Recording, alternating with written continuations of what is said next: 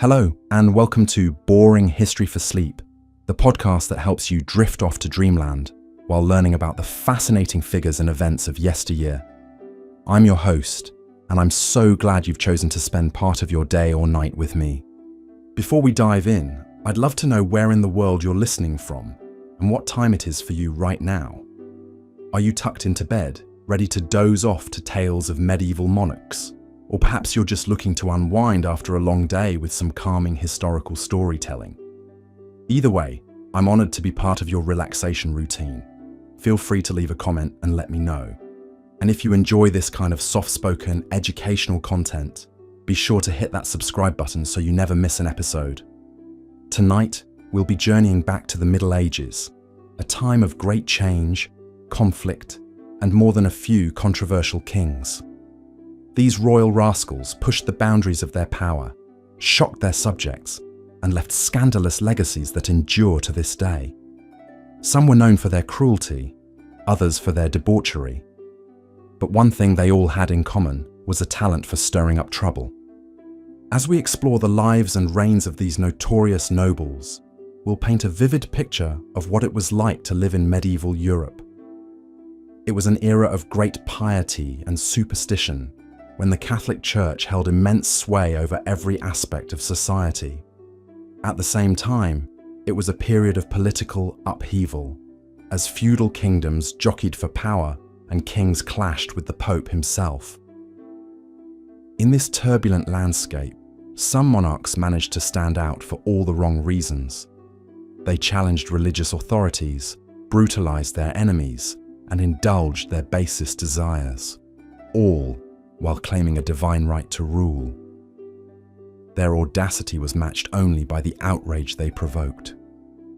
So get comfortable, dear listener, and let us transport you back to a time when royals ran amok and history was made by the boldest and baddest of kings.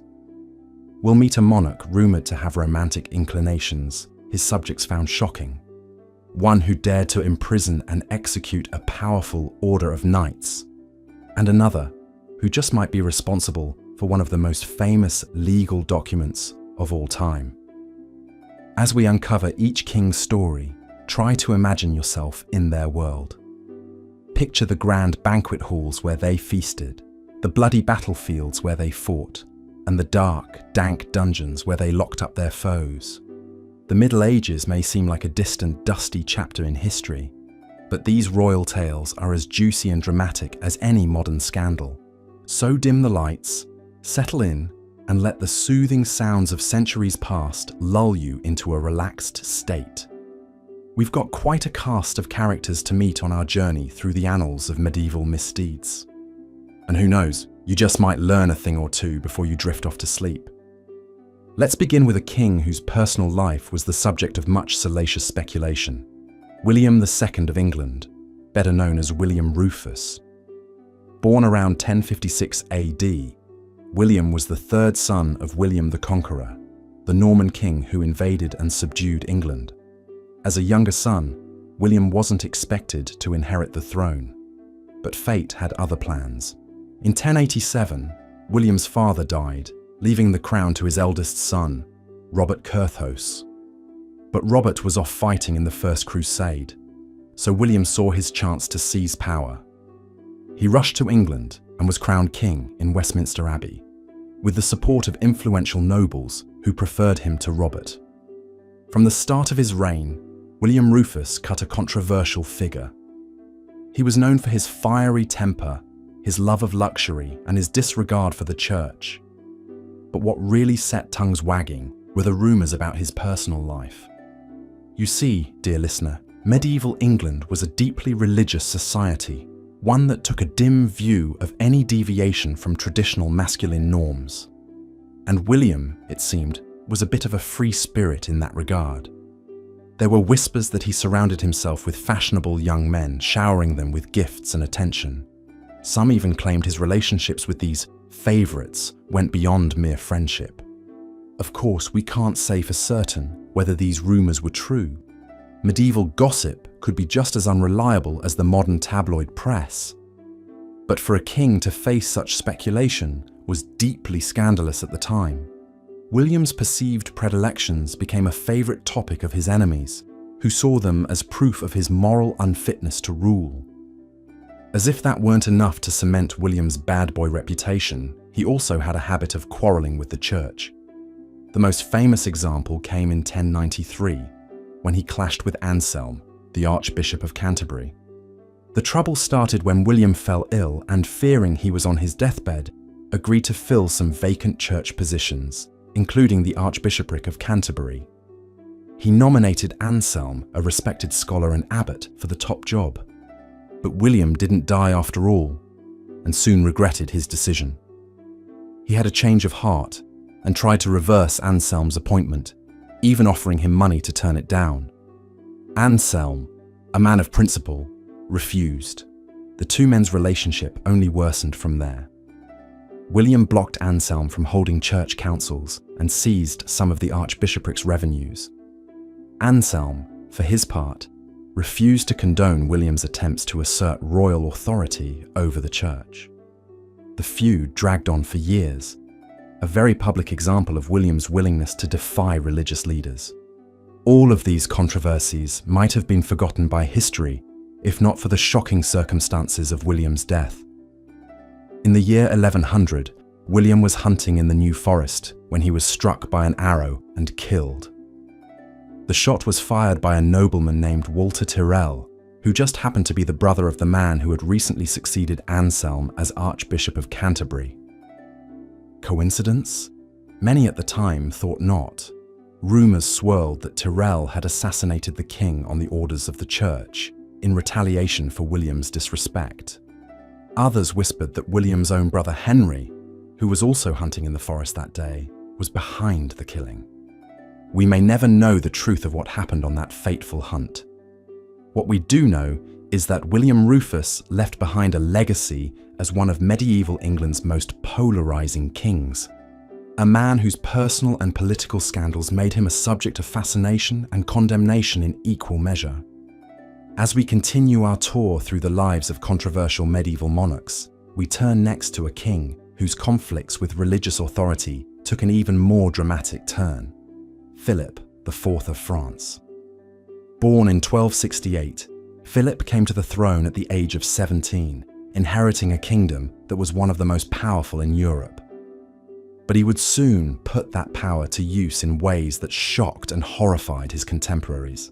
Philip's most notorious act was his brutal suppression of the Knights Templar, a wealthy and influential order of warrior monks. The Templars had been founded in the 12th century to protect Christian pilgrims travelling to the Holy Land. Over time, they had grown into a major financial and military force, with a network of strongholds and banks stretching across Europe. But in 1307, Philip suddenly turned on the Templars, ordering the arrest of their leaders on charges of heresy, blasphemy, and sexual misconduct. The knights were subjected to horrific torture, including having their feet roasted over flames until the bones fell out.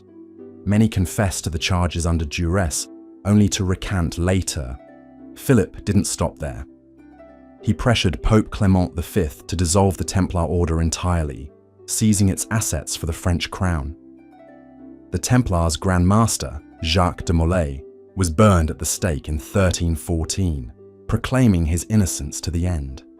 Historians still debate Philip's motives for this shocking purge. Some believe he was driven by a genuine belief that the Templars were guilty of heresy. Others argue that he was more interested in getting his hands on their vast wealth and eliminating a potential rival to his power. Whatever the reason, the suppression of the Templars was just one example of Philip's willingness to defy religious authorities. He also clashed repeatedly with Pope Boniface VIII, who tried to assert the Church's supremacy over secular rulers. In 1301, Boniface issued a papal bull declaring that kings were subject to the authority of the Pope. Philip wasn't having it. He responded by calling an assembly of French nobles and clergy, who issued a declaration affirming the independence of the French crown. The conflict escalated from there, with Philip's officials even physically assaulting Boniface at one point. The crisis reached its climax in 1303, when Boniface prepared to excommunicate Philip, a severe punishment that would have cut the king off from the sacraments of the church. But before he could deliver the sentence, Boniface suddenly died.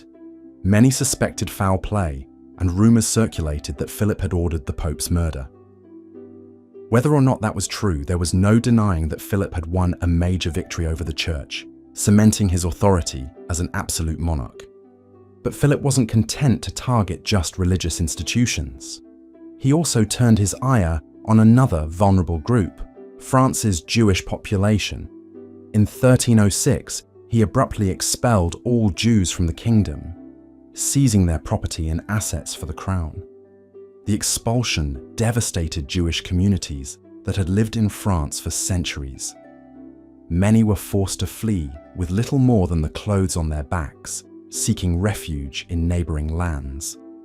The crackdown also dealt a blow to the French economy, as Jews had played a significant role in banking and trade. Like the suppression of the Templars, the expulsion of France's Jews showed the ruthless lengths to which Philip was willing to go to consolidate his power and wealth.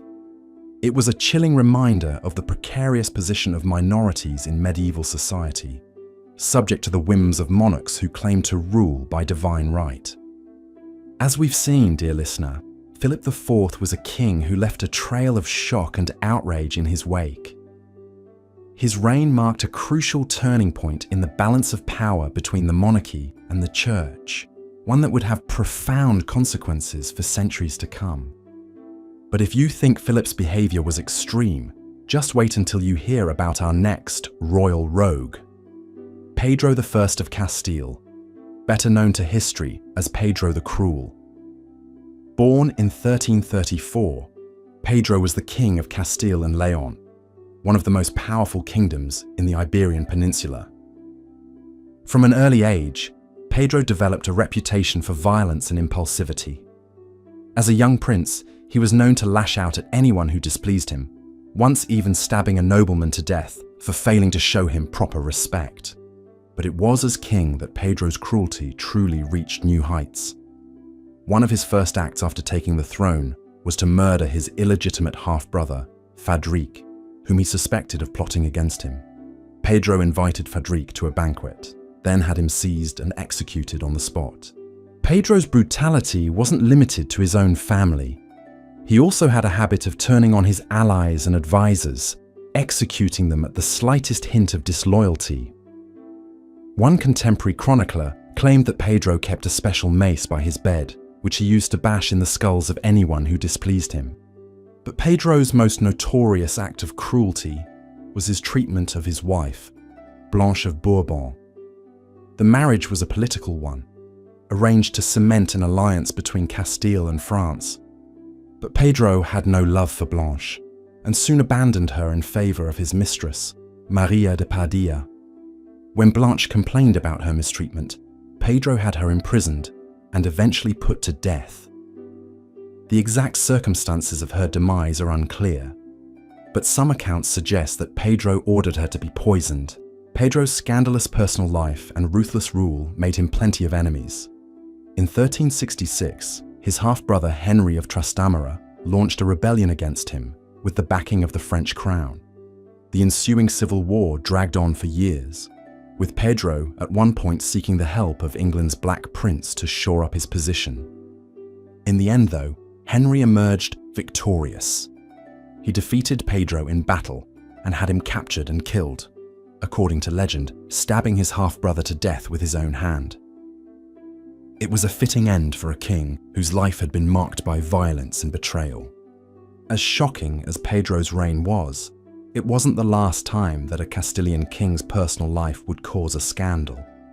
Fast forward a couple of centuries to the reign of Henry IV, who ruled from 1454 to 1474. Henry's most notorious scandal involved his marriage to Joan of Portugal. After several years of marriage, Joan gave birth to a daughter, also named Joan. But rumours swirled that the child was not actually Henry's, but rather the product of an affair between Joan and one of Henry's favourites, Beltrán de la Cueva. The rumours gained so much traction that Joan became known as Juana la Beltraneja, literally, Joan the daughter of Beltran. The scandal cast doubt on the legitimacy of Henry's heir and contributed to a period of political instability in Castile. In the end, Henry's reign ended in turmoil, with his half-sister Isabella and her husband Ferdinand of Aragon seizing power after his death. The couple would go on to unite Castile and Aragon into the Kingdom of Spain, ushering in a new era of Iberian history. But the legacy of controversial kings like Pedro and Henry would linger long after their deaths. Their shocking deeds and tumultuous personal lives became the stuff of legend. Cautionary tales about the dangers of unchecked power. Speaking of unchecked power, our next king is a prime example of what can happen when a monarch's ego and ambition run amok. Eric XIV of Sweden, who ruled from 1560 to 1568, was a man of great intellect and cultural sophistication. He spoke several languages, composed music, and fancied himself a Renaissance prince. But Eric's reign was also marked by paranoia, delusions, and erratic behavior. Early on, he became convinced that his half-brother John was plotting to overthrow him. Eric had John imprisoned and even threatened to have him executed, though he eventually backed down. As his reign went on, Eric's mental state seemed to deteriorate further. He became obsessed with the idea of marrying Queen Elizabeth I of England, sending her lavish gifts and love letters. When Elizabeth politely declined his advances, Eric flew into a rage, accusing her of leading him on. Eric's courtship of Elizabeth was just one example of his grandiose ambitions. He also dreamed of conquering the Baltic region and establishing Sweden as a major European power. But his military campaigns were largely unsuccessful, and his erratic behavior began to alienate his own nobles. In 1567, Eric's paranoia reached a fever pitch. He became convinced that a group of nobles, led by the Stura family, were conspiring against him. In a fit of madness, he had several members of the family arrested and executed in an event known as the Stura murders. The killings shocked and horrified the Swedish nobility, who saw them as a gross abuse of power. Eric's own brother John, whom he had once imprisoned, now led a rebellion against him. In 1568, Eric was dethroned and imprisoned himself. Eric spent the rest of his life in captivity, moved from castle to castle by his brother and successor, John III. In 1577, he died in prison, possibly poisoned on John's orders. It was a sad and ignominious end for a man who had once dreamed of being a great Renaissance king. As we've seen, dear listener, the life of Eric XIV is a cautionary tale about the dangers of unchecked power and ambition. His story also highlights the precarious nature of kingship in an era when mental illness was little understood and often seen as a sign of divine disfavor. But Eric was far from the only medieval monarch to grapple with questions of legitimacy and succession. In fact, some of the most controversial kings in history were those who found themselves in disputes over their right to rule. One such king was John, also known as John Lackland, who ruled England from 1999 to 1216. John was the youngest son of King Henry II and had not been expected to inherit the throne. But when his elder brother Richard the Lionheart died without an heir, John claimed the crown for himself. John's reign was plagued by conflicts with his own nobles, who resented his attempts to centralize power and raise taxes. In 1215, a group of barons rebelled against John and forced him to sign the Magna Carta, a document that limited the powers of the monarchy and established the principle of the rule of law. But John had no intention of abiding by the Magna Carta's terms. He appealed to Pope Innocent III to annul the document, arguing that it had been signed under duress. When the barons learned of John's betrayal, they invited Prince Louis of France to invade England and claim the throne for himself. The ensuing war was a disaster for John. He lost a treasure trove of royal jewels and gold while crossing a treacherous stretch of marshland, and soon after fell ill with dysentery. In 1216, he died a miserable and ignominious death, his kingdom in ruins. John's reign was so disastrous that he became known as Bad King John in popular legend. But his legacy is more complex than that simple epithet suggests. The Magna Carta, though initially a failure, would go on to become a cornerstone of English law and a symbol of individual. As we've seen, the reigns of Henry VIII and his contemporaries were marked by religious upheaval, political intrigue, and plenty of personal scandal. But they were far from the only controversial kings to sit on the thrones of medieval Europe. Take, for instance, the notorious Charles II of Navarre, known to history as Charles the Bad. Born in 1332, Charles was a man of great ambition and few scruples. As King of Navarre and Count of Evreux, he spent much of his reign embroiled in conspiracies and power struggles with his nominal overlord, King John II of France. Charles first ran afoul of the French crown in 1354, when he was accused of plotting to assassinate the Dauphin, the future King Charles V. Though the evidence was scant, he was imprisoned by King John. But Charles was nothing if not cunning. He soon escaped and fled to his lands in Navarre, where he raised an army and declared war on France. Over the next few decades, Charles proved himself a thorn in the side of the French monarchy. He allied himself with England during the 100 Years' War, and later murdered a prominent French nobleman, Count Charles of Spain. His scandalous deeds earned him the nickname Charles the Bad and made him powerful enemies on both sides of the Channel. But perhaps Charles's most audacious plot was his scheme to claim the French throne itself. In 1378, he announced that he was the rightful King of France by virtue of his descent from King Louis X. It was a bold claim, and one that found little support among the French nobility. But it showcased Charles's naked ambition and disregard for political norms. Charles's adventurism eventually proved his undoing. In 1387, after decades of on and off conflict with France, he was forced to surrender most of his French lands to King Charles VI. Though he remained King of Navarre, his power was much diminished.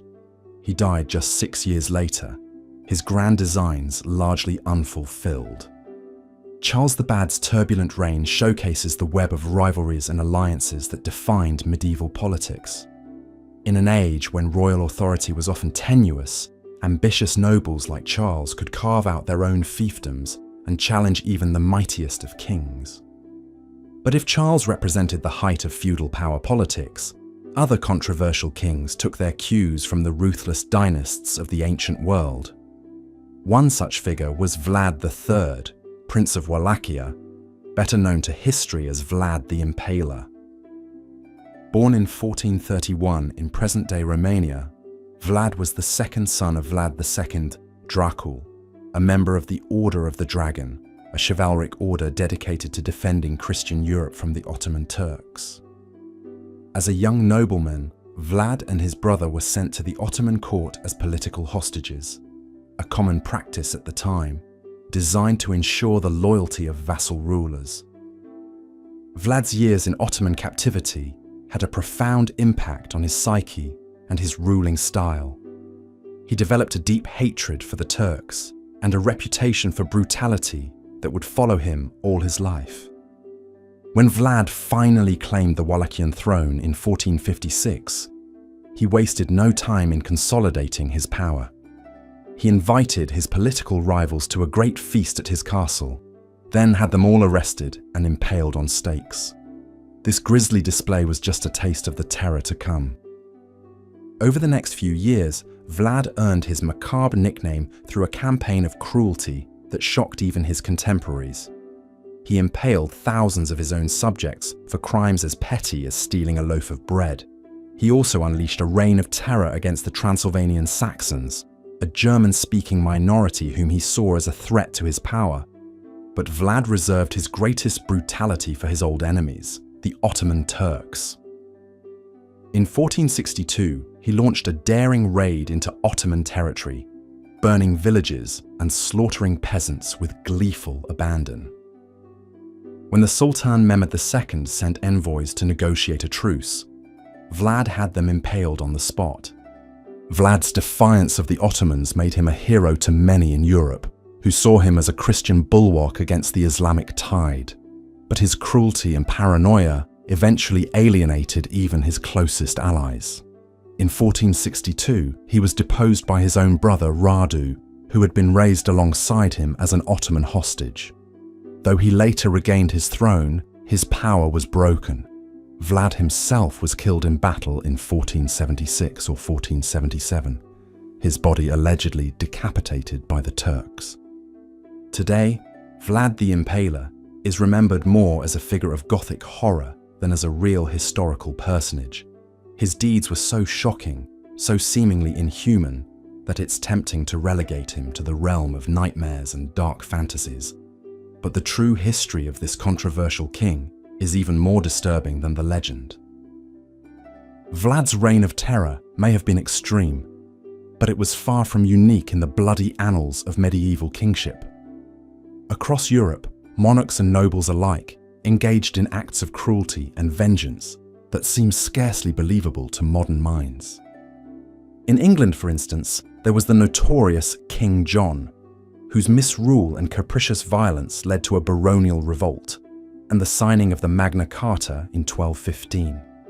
Though often remembered today as a champion of liberty, John was in fact a ruthless tyrant who thought nothing of murdering his own nephew or starving his opponents to death in his dungeons.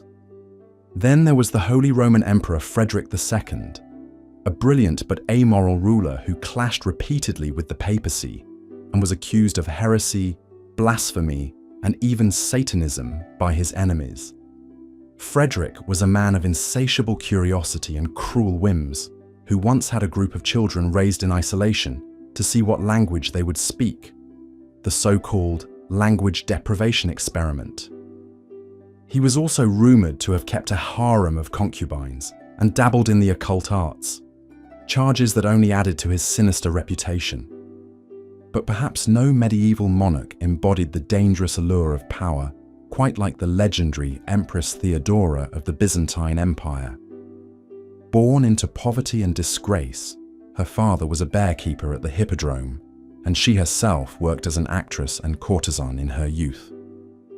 Theodora rose to become the most powerful woman in the medieval world. As the wife of Emperor Justinian I, Theodora wielded enormous influence over the Byzantine state. She helped to crush the Nika riots that nearly toppled her husband's regime, and later convinced him to stand firm in the face of a devastating plague and foreign invasions. Her bravery and ruthlessness earned her the admiration of her subjects, but also the enmity of the Byzantine elite, who resented her humble origins and her unfeminine assertiveness. Theodora's most controversial act, however, was her active involvement in religious affairs. A devout monophysite Christian, who believed that Christ had only one divine nature, rather than a human and divine nature as taught by Orthodox doctrine, she used her influence to promote monophysite clerics and to persecute their Orthodox rivals. This put her at odds with the Pope and much of the Western Church, a conflict that would have far-reaching consequences for the unity of Christendom. Despite her many enemies, Theodora remained a force to be reckoned with until her death in 548 AD. She was mourned by the common people of Constantinople, who saw her as a protector and champion. But she was reviled by the senatorial class, who spread scurrilous rumours about her sexual depravity and cruelty. Like so many controversial rulers of the Middle Ages, Theodora's legacy is a complex one. She was a woman who defied the conventions of her time and wielded power in a world that was hostile to female authority. But she was also a ruthless and sometimes tyrannical figure who used her influence to crush her enemies and impose her will on the state. In the end, perhaps that is the most enduring lesson of medieval kingship, that power, for all its seductive allure, is a dangerous and corrupting force. The kings and queens who wielded it most effectively were often those who were willing to embrace its darker aspects, the cruelty, the paranoia, the megalomania. Today, we may look back on these controversial rulers with a mixture of fascination and horror, but in their own time, they were simply the product of a world where might made right, and where the strong ruled over the weak with an iron fist. As we've seen, the Middle Ages were a time of great upheaval and transformation, a period when the old order was crumbling and new powers were rising to take its place. In this chaotic and often brutal world, kings and queens wielded enormous influence over the lives of their subjects. Some used that power for good, while others used it for ill. But all of them left an indelible mark on history. The stories of these controversial rulers may seem like the stuff of legend, tales of larger-than-life figures who strode across the world stage, leaving chaos and bloodshed in their wake. But the truth is often stranger than fiction.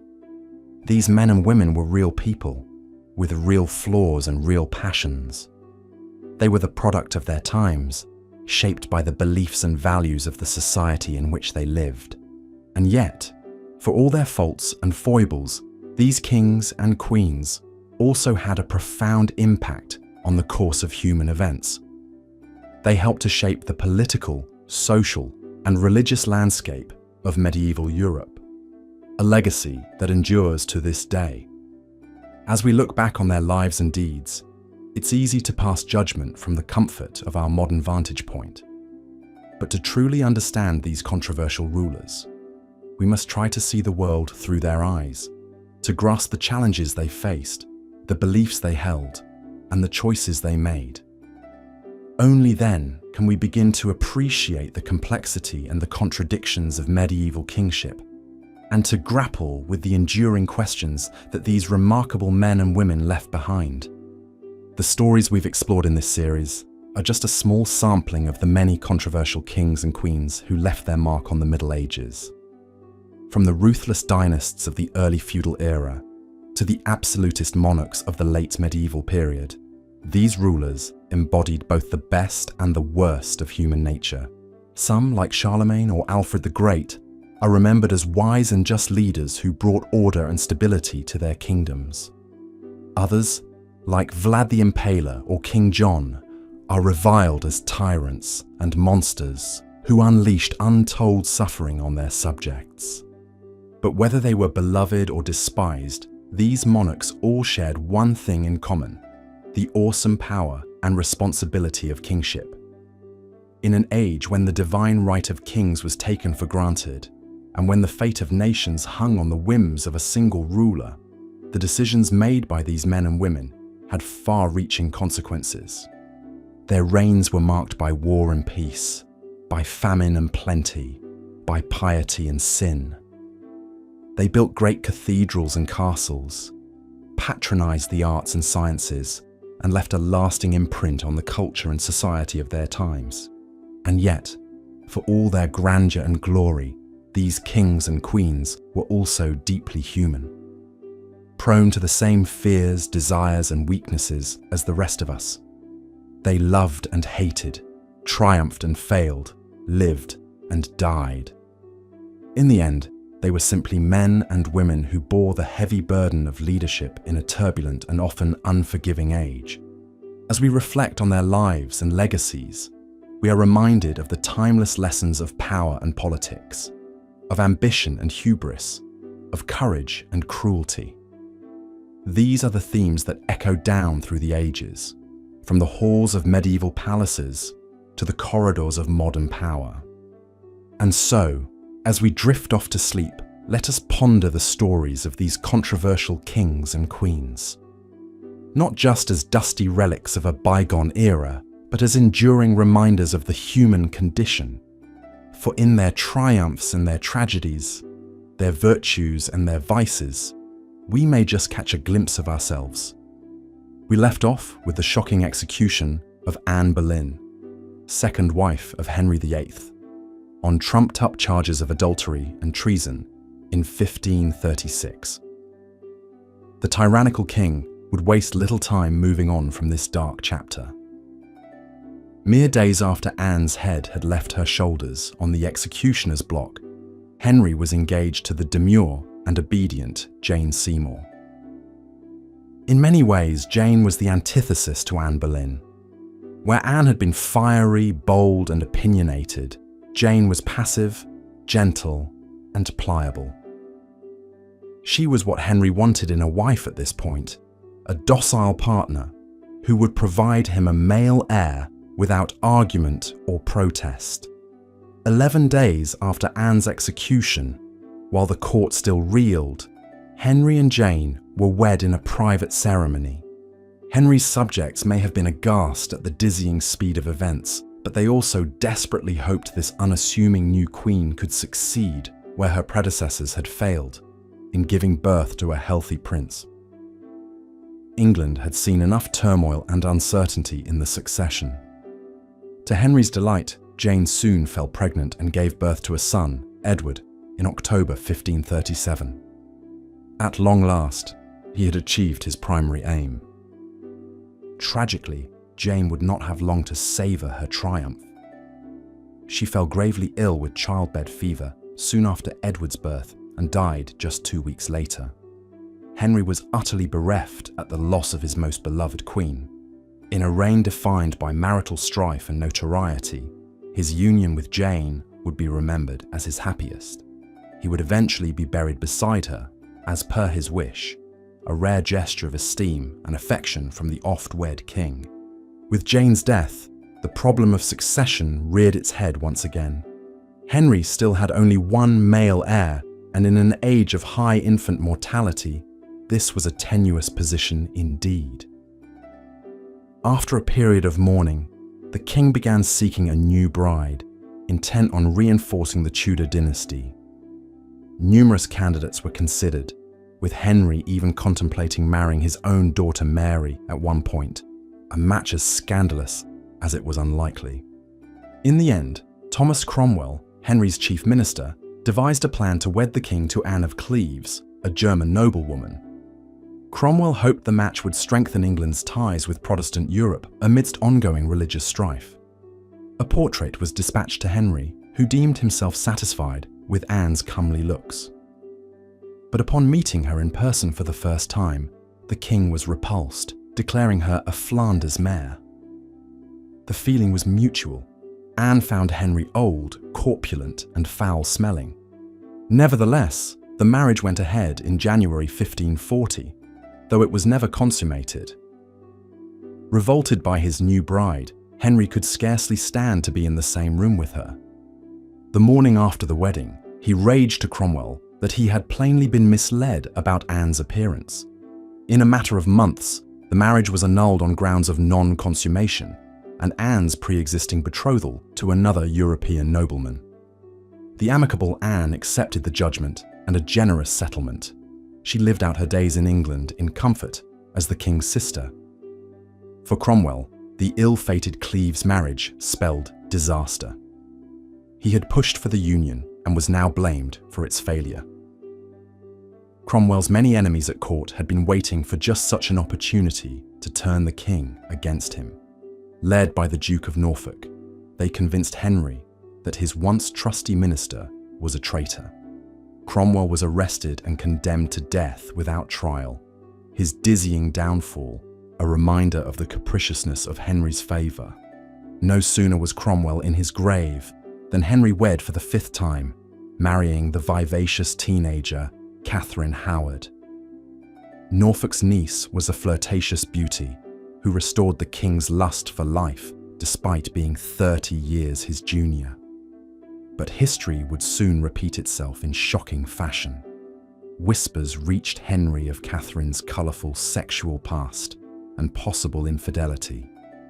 An investigation uncovered tawdry details of affairs with at least 2 men predating her marriage, as well as allegations of adultery with a courtier.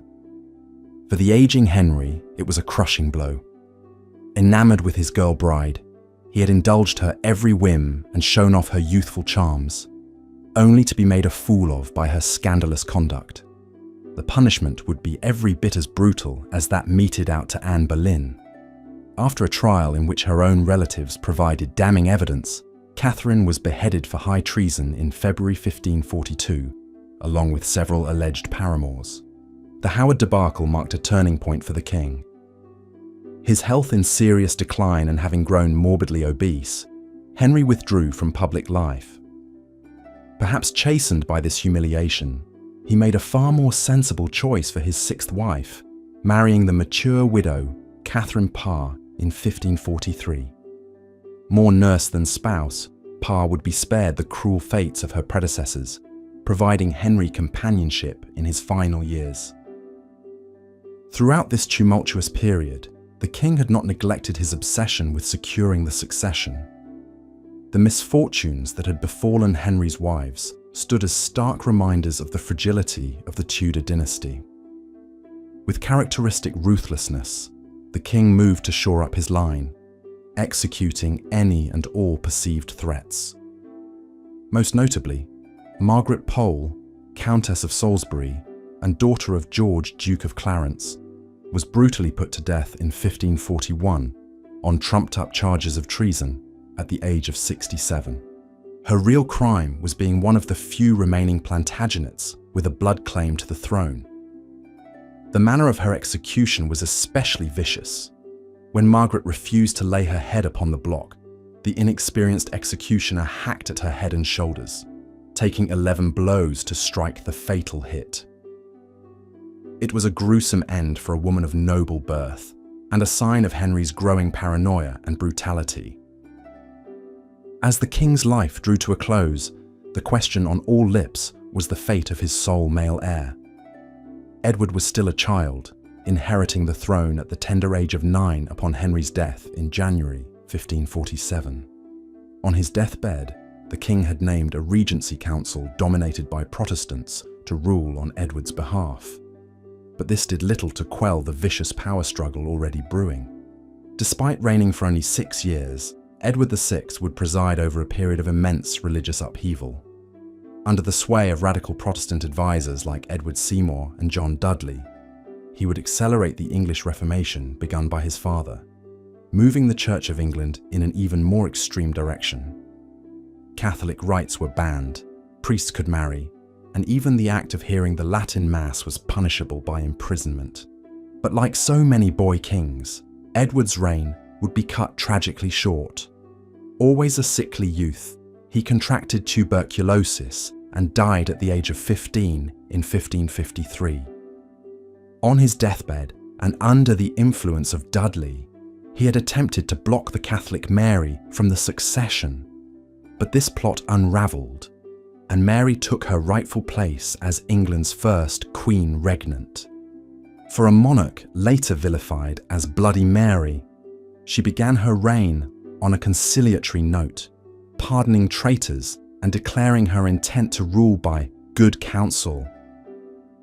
But her promise to not compel her subjects to follow her Catholic faith would prove hollow. Mary soon embarked on a program of aggressive recatholicization, reversing the religious reforms of her father and brother. Under Mary, English Protestants faced a reign of terror. The persecution started with high-profile figures like Thomas Cranmer, the Archbishop of Canterbury, who had played such a key role in Henry's break with Rome. After a long imprisonment and forced recantations, Cranmer was burned at the stake in 1556, dramatically renouncing his recantations and denouncing the Pope as he faced the flames. Cranmer was just one of hundreds of Protestant martyrs executed during Mary's reign.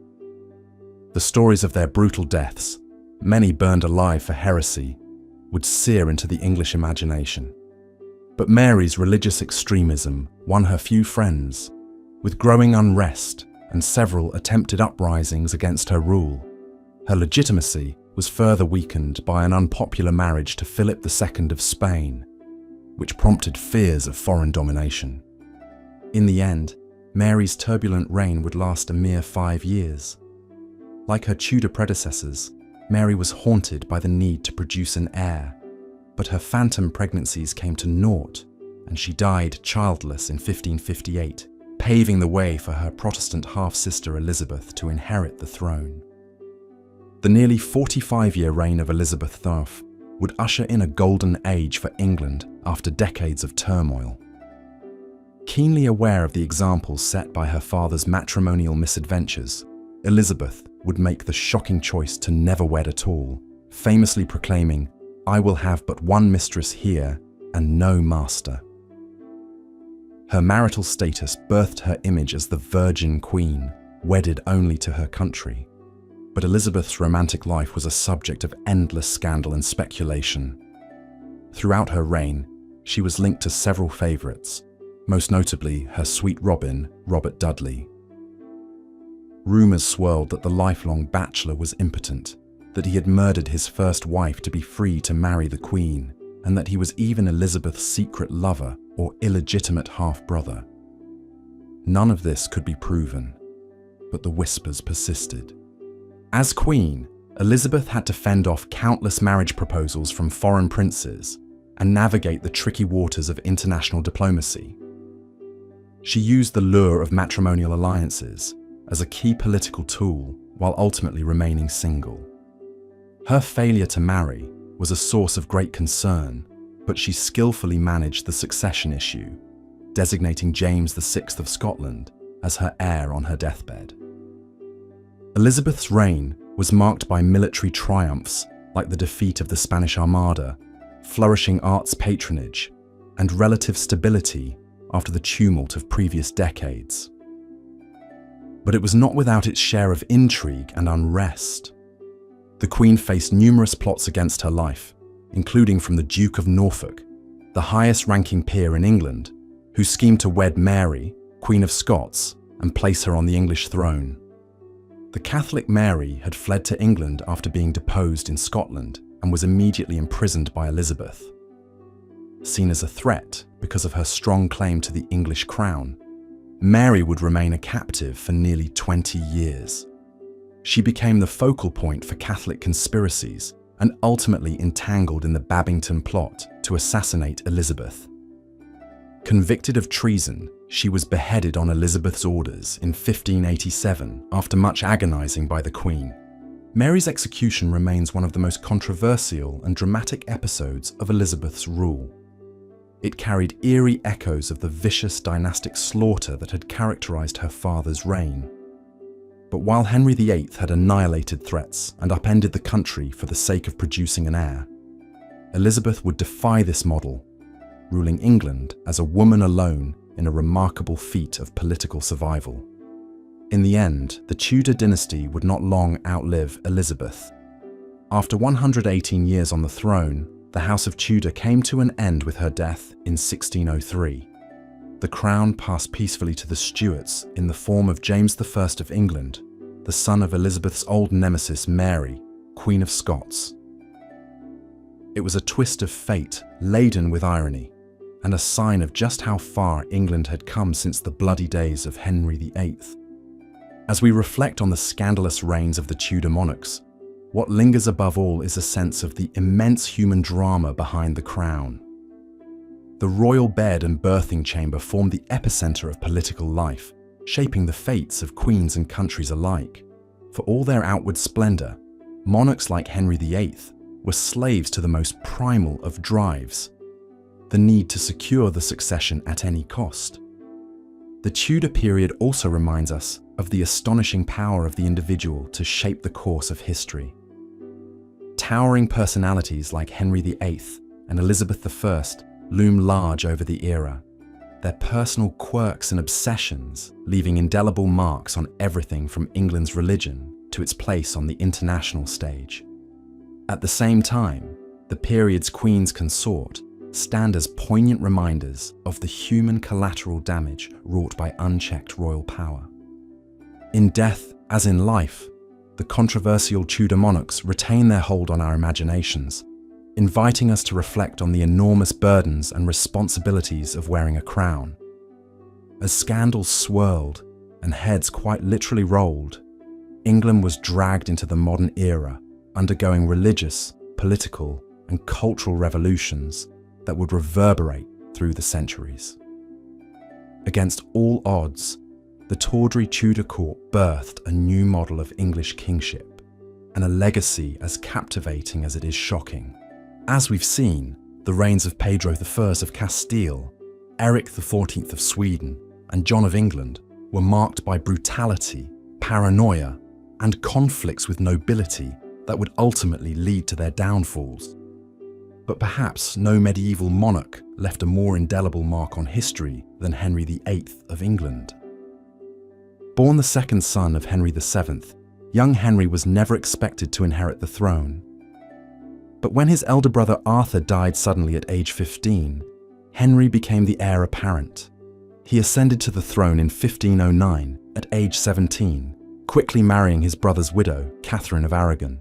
The early years of Henry's reign were marked by extravagance, as the young king enjoyed lavish banquets, grand tournaments, and ambitious foreign military campaigns. But it was Henry's desperate quest for a male heir that would come to define his legacy. After nearly 20 years of marriage, Catherine had failed to produce a surviving son, only a daughter, Mary. By 1527, Henry had become enamored with the young Anne Boleyn and sought an annulment from Catherine to marry her instead. When Pope Clement VII refused to grant the annulment, Henry took the shocking step of breaking with the Catholic Church altogether. In 1534, Henry declared himself the supreme head of the Church of England, essentially appointing himself the Pope of his own church. This allowed him to finally annul his marriage to Catherine and wed Anne Boleyn. England was now a Protestant nation, and the Catholic monasteries were dissolved as their wealth poured into Henry's coffers. But Henry's marital strife was far from over. Just 3 years after their wedding, he had Anne Boleyn beheaded on likely trumped-up charges of adultery and treason. He would go on to marry 4 more times, executing another wife and overseeing England's zigzagging between Protestantism and Catholicism. His erratic religious policy saw both Protestants and Catholics burned at the stake for heresy. Henry VIII died in 1547, leaving the throne to his young son, Edward VI. Though he had finally produced the male heir he so desperately sought, Edward would die childless just 6 years later. The tumultuous saga of Henry's marriages and the royal succession would continue, as England ricocheted between Protestant and Catholic monarchs. In many ways, Henry VIII embodies the contradictions and controversies of so many medieval kings. He is remembered as a captivating yet capricious ruler, ushering in the English Renaissance while executing tens of thousands of dissenters. His break from Rome forever reshaped the religious landscape of Europe, but his true motivations seem to lie more in consolidating his own power and satisfying his lusts than theological convictions. As we reflect back on the scandalous lives and stranger-than-fiction stories of the most controversial kings of the Middle Ages, we see that Henry VIII was far from alone in his outrageous deeds. From the mysterious death of William II to the brutal purges of Pedro the Cruel, medieval chronicles are littered with accounts of corruption and abuse of power. These sordid tales can perhaps be seen as cautionary ones, warning of the dangers of unchecked authority. Kings like Philip IV of France and John of England learned the hard way that even divinely appointed monarchs were not immune from the wrath of nobles, clergy, and commoners they flagrantly oppressed. The Magna Carta and the defiance of the Knights Templar demonstrated that there were limits to the power of kings. At the same time, the willingness of medieval kings to shock and scandalize, to upend long-standing traditions and institutions, could be seen as a perverse sort of progress. Henry VIII's break from Rome, as selfishly motivated as it was, opened the door for a freer and more pluralistic England. In an era of conformity and superstition, there is something perversely admirable about the iconoclasm of rulers who refused to follow the rules, even as it led them to cruelty and ruin. As we drift off to sleep, lulled by these lurid tales of our ancestors, we are left to ponder what they reveal about human nature and the corrupting influence of power. The pageantry and brutality of the Middle Ages may seem remote to us now, but in the shocking deeds of these controversial kings, we see shadows of our own capacity for scandal and self-destruction. Perhaps there is a twisted king lying in wait within us all, just looking for a throne to ascend and a crown to abuse.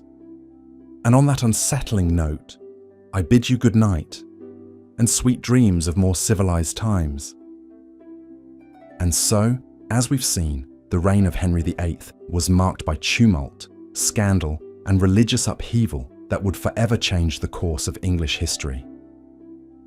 His desperate quest for a male heir led him to break with the Catholic Church, establishing the Church of England with himself at the head. This seismic shift in religious authority would have profound consequences, setting the stage for centuries of conflict between Catholics and Protestants in England and beyond. But Henry's legacy extended far beyond the religious sphere. His 6 marriages, 2 of which ended with his wives' heads on the chopping block, have become the stuff of legend.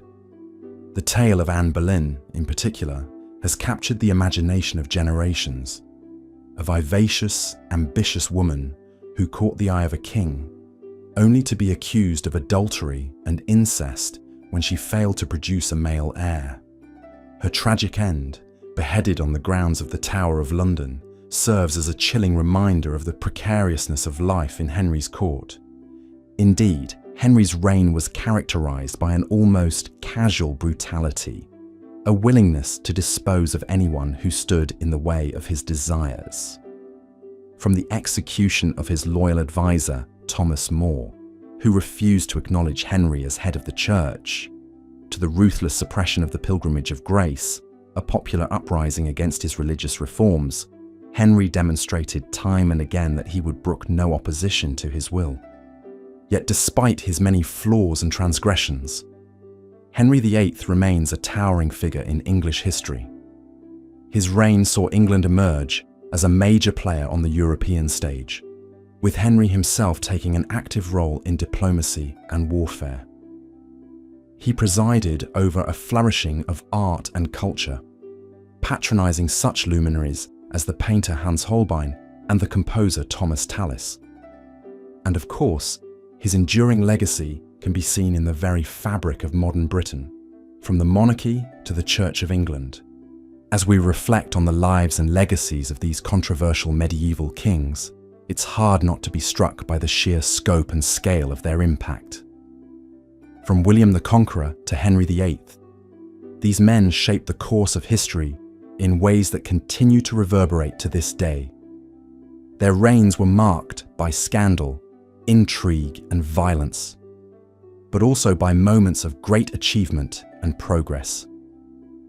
Perhaps what is most remarkable about these kings is the way in which their stories continue to captivate us, centuries after their deaths. There is something endlessly fascinating about the medieval world, with its pageantry and its brutality, its piety and its debauchery. In the lives of these kings, we see reflected the full spectrum of human experience, from the highest highs to the lowest lows. And yet, for all their flaws and foibles, there is something almost romantic about these medieval monarchs. They lived in a time when the concept of divine right held sway, when kings were seen as God's anointed representatives on earth. This sense of destiny, of being born to rule, imbued their lives with a sense of grandeur and purpose, even as it sometimes led them down dark and dangerous paths. As we look back on the medieval era from the vantage point of the present day, it's easy to view these kings as something of a cautionary tale. Their reigns serve as a reminder of the corrupting influence of power, of the way in which even the most noble intentions can be twisted and perverted by the demands of the crown. And yet, at the same time, there is something undeniably compelling about their stories, about the way in which they struggled and strived to leave their mark on history. In the end, perhaps the most enduring legacy of these controversial kings is the way in which they continue to inspire and fascinate us long after their bones have turned to dust. Their lives and deeds have become the stuff of legend, woven into the fabric of our collective imagination.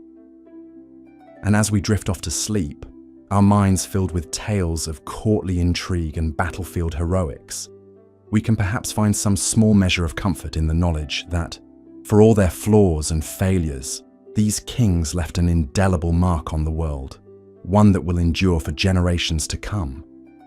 So let us bid farewell to the controversial kings of the medieval era, secure in the knowledge that their stories will live on, as enduring testament to the power and the peril of the crown. May their tales continue to inspire and enlighten us, even as they lull us into the gentle embrace of sleep.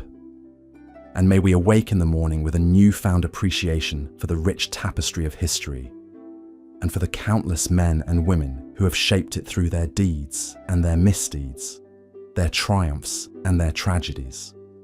For in the end, it is the sum total of these stories that makes us who we are, that binds us together as a species and propels us ever forward into the uncertain but endlessly fascinating future that awaits us all. Soft, calm narrator voice. As we delve deeper into the scandalous lives of medieval monarchs, we cannot overlook the audacious antics of Philip IV of France, a king whose reign was marked by suppression, feuds, and downright ruthlessness. Philip, also known as Philip the Fair for his handsome appearance, ascended to the French throne in 1285 at the tender age of 17. But don't let his youthful good looks fool you. This king was as cunning and cutthroat as they come. Early in his reign, Philip set his sights on the legendary Knights Templar, a powerful military order that had amassed immense wealth and influence during the Crusades. Envious of their riches and suspicious of their secretive ways, Philip hatched a plan to take them down. On Friday, October 13th, 1307, Philip ordered the simultaneous arrest of all Templars in France.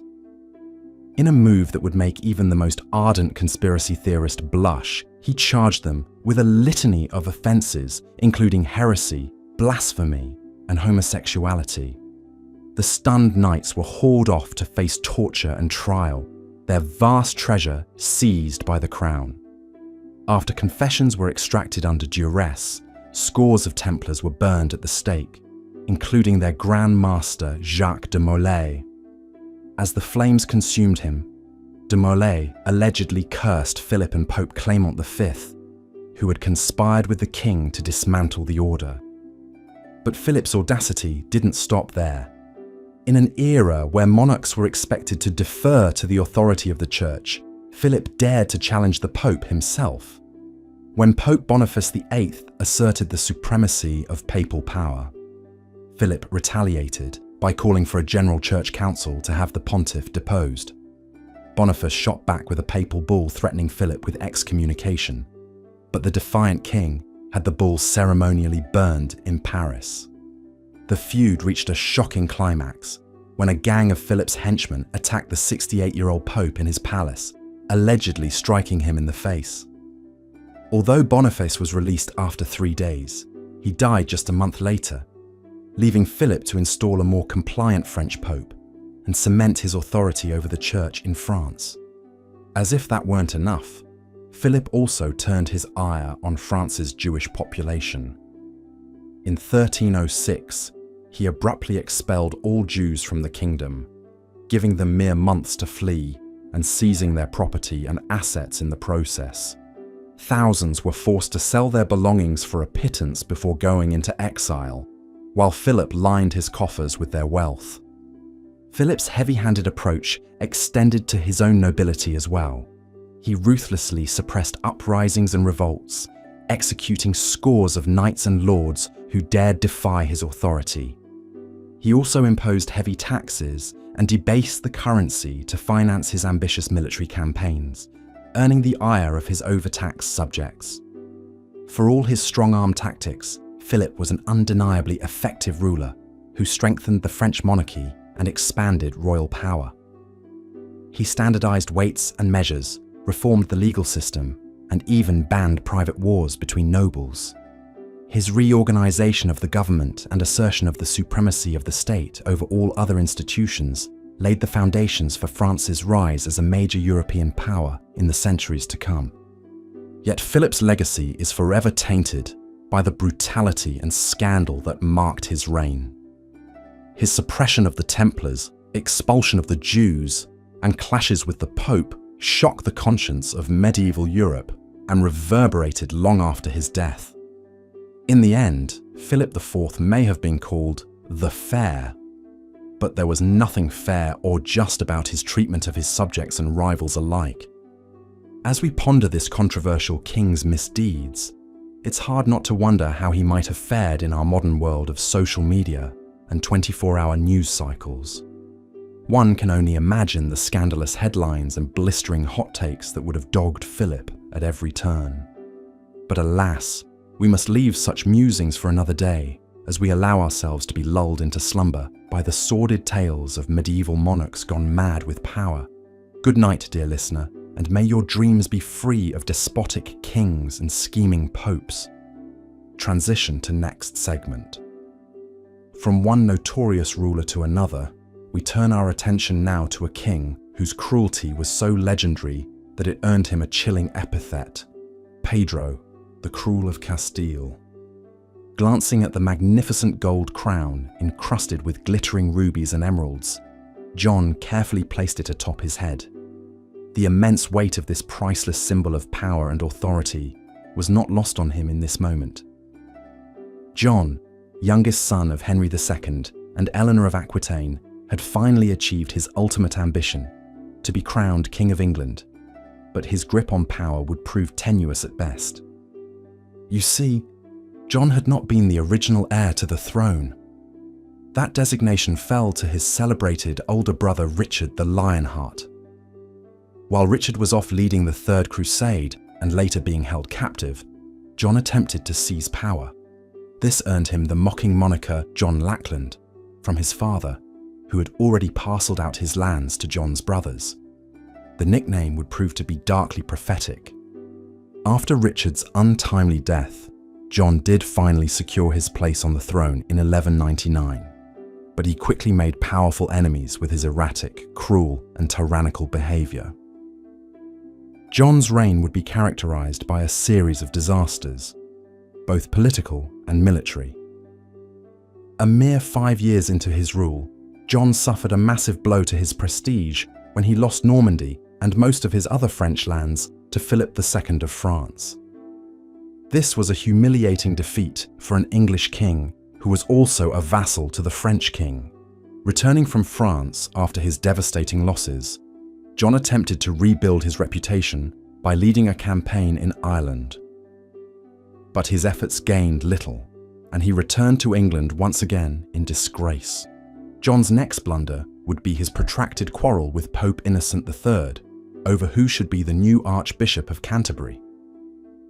When John stubbornly refused to accept the Pope's appointee, the Pope took the extraordinary measure of excommunicating him and placing England under interdict. For several years, church services were not allowed to be performed in England, and the devout lived in fear for their immortal souls, until John was forced to make peace with the Pope and pay tribute. Throughout all of these calamities and more, John still found ample time to throw his weight around and alienate his subjects. He raised taxes to punishing levels, exploited his feudal rights for personal gain, and even allegedly took the wives and daughters of his barons for his own pleasure. The cruelty John exhibited in snuffing out any dissent was legendary. He had a penchant for imprisoning his enemies and leaving them to starve to death. One unfortunate baron by the name of William de Brieux ran afoul of King John and ended up imprisoned along with his wife and son. All three eventually succumbed to starvation in John's dungeons. Another example of John's wanton cruelty was the case of a hapless hostage by the name of Arthur of Brittany. Arthur had the grave misfortune of being John's nephew with a claim to the English throne.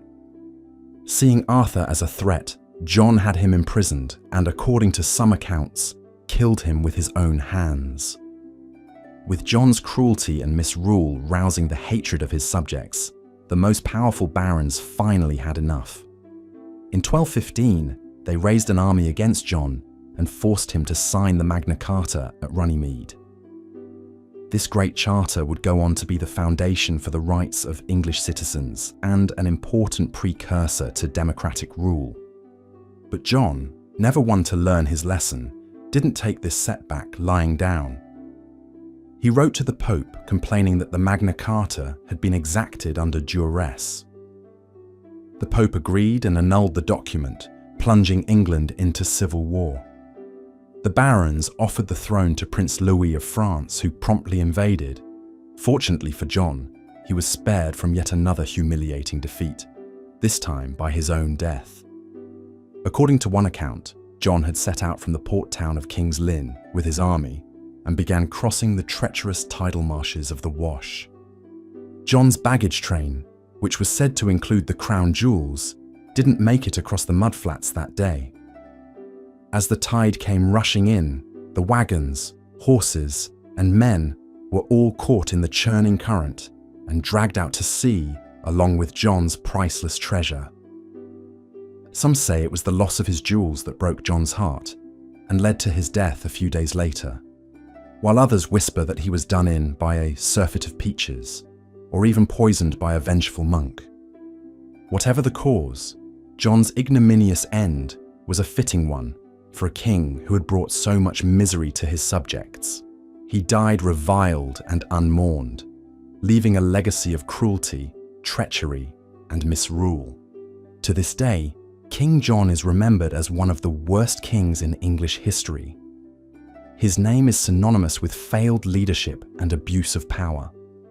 But perhaps John's greatest legacy is the Magna Carta itself, a document that has come to symbolize the idea that no one, not even a king, is above the law. So ends the sordid tale of King John, a man who snatched disgrace from the jaws of unimaginable privilege and power. But while John may have been one of the most controversial kings of the Middle Ages, he was by no means alone in his infamy. The medieval world was full of colourful monarchs, whose lives and deeds continue to fascinate us to this day. From the warring kings of England and France to the cutthroat dynastic struggles of Castile and Aragon, medieval monarchs were a breed apart. These men, for they were nearly all men, wielded absolute power and all too often used it for their own gain rather than the good of their subjects. They waged endless wars, murdered their rivals, and exploited their lands and people with impunity. But despite their many flaws and failings, there is still something undeniably compelling about these medieval rulers. Perhaps it is the sheer drama of their lives, the court intrigues, the battles, the romance and the betrayals. Or maybe it's the way they embodied the spirit of an age of faith and superstition, of chivalry and brutality, of soaring cathedrals and grim dungeons. An age when the line between greatness and infamy was so often blurred. Whatever the reason, the controversial kings of the Middle Ages continue to cast a long shadow over the popular imagination. Their stories serve as a reminder of the dangers of unchecked power and the timeless human capacity for both greatness and depravity. And so, as we reflect on the tumultuous lives and scandalous deeds of these medieval monarchs, perhaps we can take some small comfort in the fact that, for all their flaws, they were still only human. They may have worn crowns and sat on thrones, but in the end, they were subject to the same fears, desires, and weaknesses as the rest of us. In that sense, the controversial kings of the Middle Ages are not just dusty figures from a bygone era, but a mirror held up to our own humanity. A reminder that power, for all its seductions, is ultimately a double-edged sword, and that even the mightiest among us are still only mortal in the end. So let us leave this exploration of medieval infamy with a renewed appreciation for the complexities of the human condition. And let the tales of these controversial kings be a gentle reminder, as we drift off to sleep, of the fleeting nature of power and the eternal struggle between light and darkness that lies at the heart of the human experience. As we've seen, the reigns of Henry VIII and John Lackland left indelible marks on English history, reshaping the very fabric of politics, religion, and society in ways that would reverberate for centuries to come. But they were far from the only medieval monarchs to leave a controversial legacy. Across the Channel in France, another king was making waves with his ruthless suppression of a powerful religious order and his insatiable greed. Philip IV of France, also known as Philip the Fair due to his handsome appearance, cuts a striking figure in the annals of medieval history. On the surface, he appeared to be the very model of a chivalrous Christian king, pious, just, and commanding. But beneath that carefully cultivated image lay a shrewd and cunning ruler, one who would stop at nothing to consolidate his power and fill his coffers. Philip's reign was marked by a series of audacious power grabs that brought him into direct conflict with two of the most influential institutions of the medieval world, the Knights Templar and the papacy itself. The Knights Templar were a powerful military order that had grown immensely wealthy through their role as protectors of Christian pilgrims in the Holy Land. But by the early 14th century, with the Crusades largely over and their original purpose gone, the Templars had become a thorn in Philip's side. Envious of their wealth and paranoid about their potential as a rival power, Philip resolved to destroy the Templars once and for all.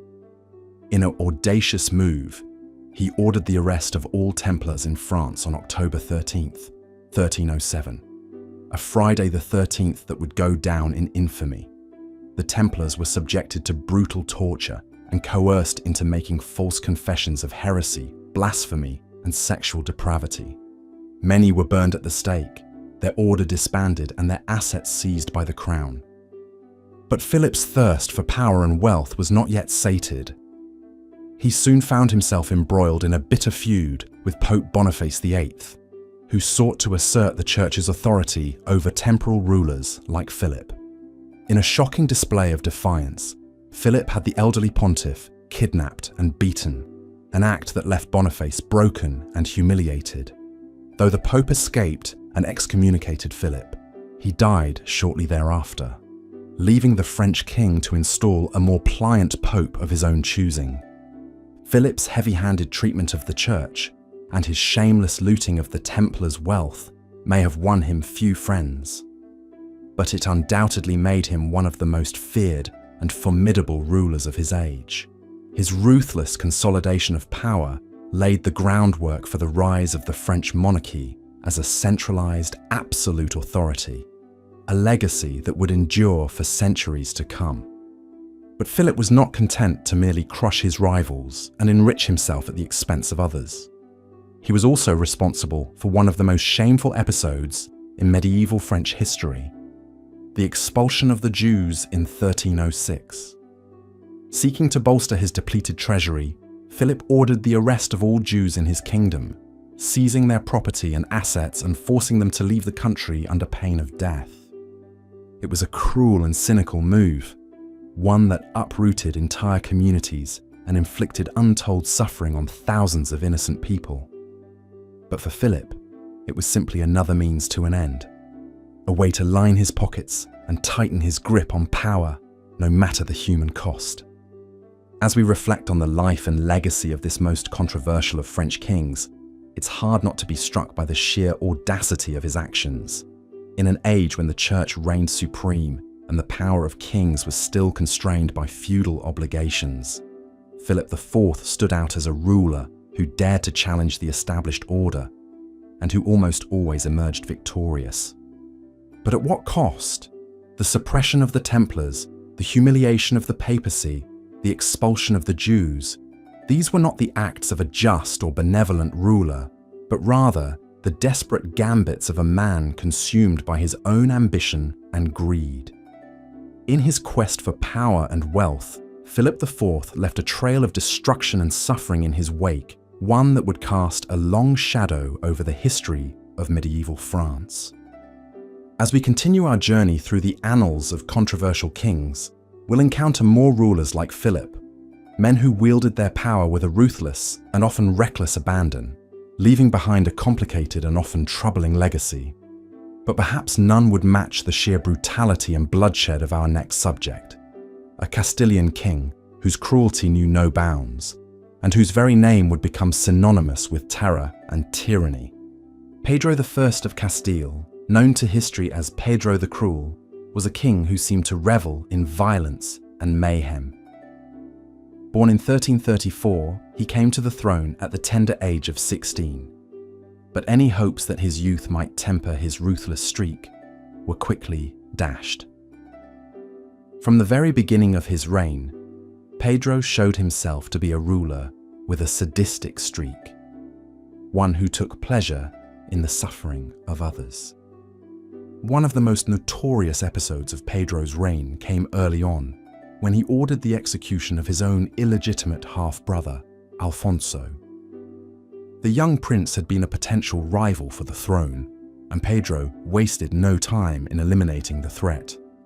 In a grisly display of brutality, Alfonso was suffocated to death with a wet cloth, his lifeless body left to rot in a dungeon. But Pedro's cruelty was not reserved solely for his own family members. He was known to torture and execute his enemies with a sadistic glee, often in the most gruesome and painful ways imaginable. One of his favorite methods was to have his victims tied to a stake and shot with arrows, a slow and agonizing death that could take hours or even days. Pedro's reign was marked by constant warfare and conflict as he sought to expand his territory and crush any opposition to his rule. He found himself embroiled in a long and bitter struggle with his half-brother Henry of Trastamara, who sought to overthrow him and claim the throne for himself.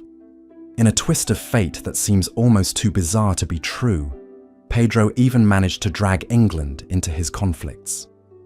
He allied himself with the English during the early stages of the 100 Years' War, hoping to use their support to bolster his own position. But the alliance was short-lived, and Pedro soon found himself facing off against the very forces he had once counted as allies. Despite his brutality and his many enemies, Pedro managed to cling to power for nearly 2 decades. But his luck finally ran out in 1369, when he was cornered and killed by his half-brother Henry in a dramatic showdown at the castle of Montiel. In a fitting end for a king known for his cruelty, Pedro was stabbed to death by his own brother. His reign of terror finally brought to an end. But even in death, Pedro's legacy would prove to be a controversial one. For some, he was a tyrant and a monster, a king whose cruelty knew no bounds and who left a trail of blood and destruction in his wake. But for others, he was a strong and decisive ruler, one who was willing to do whatever it took to maintain his grip on power and keep his enemies at bay. Regardless of how one chooses to view him, there can be no denying that Pedro I of Castile was one of the most controversial kings of the medieval era, a ruler whose brutality and savagery would echo through the ages, forever cementing his place in the annals of history's most notorious monarchs. As we move on to our next subject, we find ourselves in the far reaches of Northern Europe, in the Kingdom of Sweden. There, in the 16th century, another controversial king would make his mark on history, not through brutality and bloodshed, but through a reign marked by madness, paranoia, and delusions of grandeur. Eric XIV of Sweden was a king who seemed to have it all: good looks, intelligence, and a progressive mindset that set him apart from many of his contemporaries. But beneath the surface, Eric was a deeply troubled man, one whose grip on reality would slowly but surely unravel over the course of his reign. From the very beginning, there were signs that all was not well with the young king. He was prone to sudden fits of rage and paranoia, lashing out at those around him and seeing conspiracies and plots at every turn. He became increasingly erratic and unpredictable, his behavior growing more and more bizarre with each passing year. One of the most famous episodes of Eric's reign came in 1567, when he launched an ill-fated campaign to win the hand of Elizabeth I of England in marriage. Despite being rebuffed by the English Queen, Eric became convinced that she was secretly in love with him, and he grew increasingly obsessed with the idea of making her his bride. In a desperate attempt to win her favour, Eric began to shower Elizabeth with lavish gifts and love letters, pouring vast sums of money into the effort. He even went so far as to send a group of his most trusted advisors to England to plead his case in person, a move that backfired spectacularly when the delegation was promptly arrested and imprisoned by the English authorities. But Eric's delusions of grandeur were not limited to his romantic pursuits. He became increasingly convinced that he was a divine figure, chosen by God to rule over Sweden and the world beyond. He began to style himself as a prophet and a visionary, claiming to receive messages and visions from on high. As his behavior grew more and more erratic, those around Eric began to fear for his sanity and for the stability of the kingdom itself. In 1568, a group of nobles led by his own brother John staged a coup, forcing Eric to abdicate the throne and imprisoning him in a castle. For the next 9 years, Eric would languish in captivity, his once brilliant mind slowly unraveling in the darkness of his cell. He became convinced that he was being poisoned by his captors, and he began to suffer from hallucinations and delusions that grew more and more vivid with each passing day. In the end, Eric's fears of poisoning would prove to be all too prescient. In 1577, he died in his cell, likely from arsenic poisoning at the hands of his own brother. A fitting end for a king whose reign had been marked by madness and paranoia from the very beginning. As we reflect on the life and legacy of Eric XIV, it's hard not to be struck by the tragedy of his story. Here was a man who had everything going for him: intelligence, good looks, and a progressive mindset that could have made him one of the great rulers of his age. But instead, he was undone by his own inner demons, his brilliant mind slowly unraveling until there was nothing left but madness and despair. In the end, Eric XIV stands as a cautionary tale, a reminder of the fragility of the human mind and of the terrible toll that unchecked mental illness can take on even the most promising of individuals. His story is a tragedy in every sense of the word, a life cut short by forces beyond his control, and a legacy forever tainted by the spectre of madness and delusion. As we come to the end of our journey through the lives of some of medieval history's most controversial kings, it's hard not to be struck by the sheer complexity and contradictions of these fascinating figures. From the ruthless ambition of Philip IV to the sadistic cruelty of Pedro the Cruel, from the reckless defiance of John Lackland to the tragic madness of Eric XIV. These were men who left an indelible mark on their times, for better or for worse. In many ways, the stories of these kings serve as a reminder of the incredible power and influence that medieval monarchs wielded over their subjects, and of the often dire consequences that could result when that power was abused or misused. These were men who held the fate of entire nations in their hands, whose whims and desires could mean the difference between life and death for countless thousands of people. And yet, for all their power and influence, these kings were also deeply human, flawed, fallible, and often driven by the same desires and weaknesses that afflict us all. In their triumphs and their failures, their brilliance and their madness, they serve as a reminder of the incredible complexity of the human experience and of the enduring fascination that we hold for those who have shaped the course of history. As we look back on the lives of these controversial kings, it's important to remember that their stories are not just tales of individual triumph or tragedy, but rather part of a much larger tapestry, a complex web of political, social, and cultural forces that shaped the course of medieval Europe and beyond. In the end, these kings were as much products of their times as they were shapers of them, born into a world of incredible change and upheaval, and forced to navigate the treacherous currents of power and ambition that swirled around them. And so, as we bid farewell to the likes of William Rufus, John Lackland, Philip IV, Pedro the Cruel, Eric XIV, and Henry VIII, let us remember them not just as individual figures, but as part of a much larger story, a story of power and politics, of faith and betrayal, of love and loss, and everything in between. For in the end, it is through the lives of these kings, and the countless others who came before and after them, that we can begin to understand the rich and endlessly fascinating history of the medieval world in all its complexity and contradictions. As we drift off to sleep, let us carry with us a newfound appreciation for the incredible stories and personalities that have shaped our world, and a renewed sense of wonder at the enduring power of history to captivate, inspire, and transform us all. For in the end, it is through the study of the past that we can begin to make sense of the present, and to dream of a future that is brighter, bolder, and more beautiful than anything that has come before. As we've seen, the reign of John Lackland was marked by military losses, oppressive taxation, and tense conflicts with the nobility that ultimately led to the signing of the Magna Carta in 1215. This groundbreaking document placed unprecedented limits on royal authority and laid the foundation for constitutional law in England. While the Magna Carta didn't immediately solve the issues of John's tumultuous rule, it planted the seeds of change that would gradually transform the relationship between the monarchy and the people. But John was far from the only English king to leave a controversial legacy. Nearly 300 years later, Henry VIII would shake the very foundations of English society, religion, and politics with his unprecedented split from the Catholic Church. Born in 1491, Henry was never supposed to be king.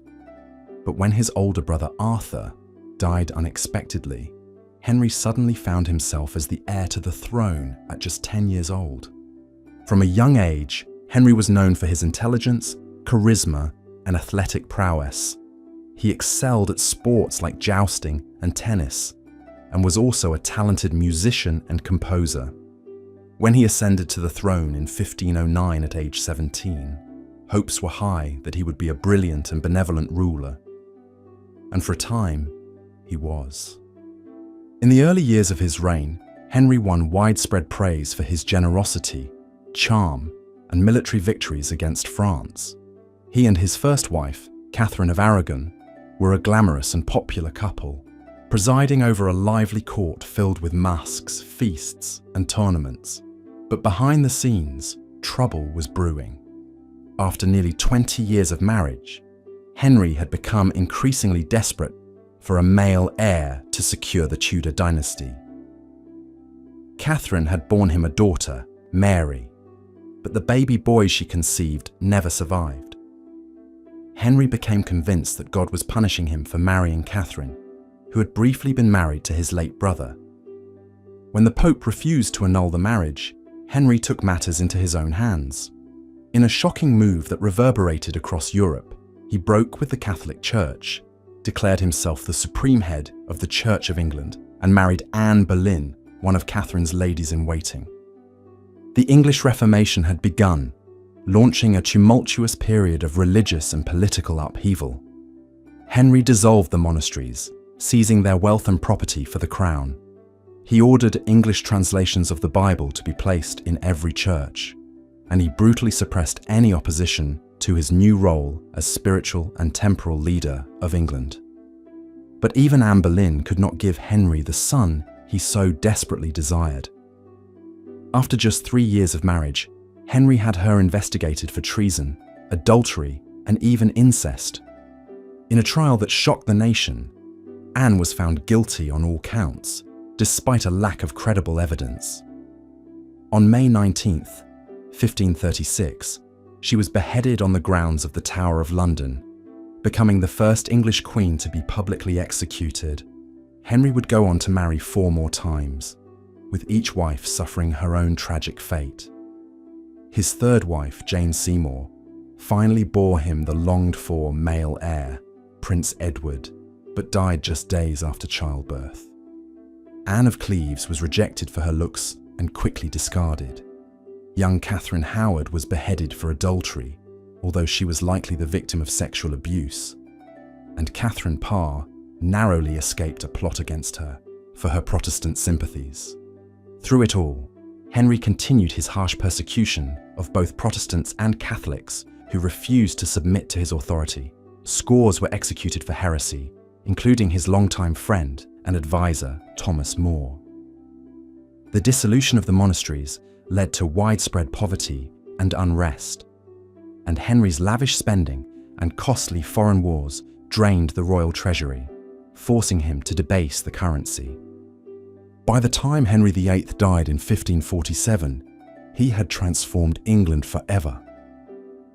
The Protestant Reformation was firmly entrenched, even if his young son Edward VI would take it in an even more radically Protestant direction.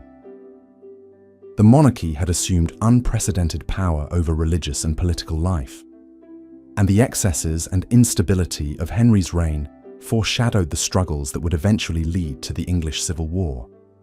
Today, Henry VIII is remembered as one of the most consequential and controversial kings in English history, a man of great appetites and ambition, who let nothing stand in the way of his desire for power, pleasure, and progeny.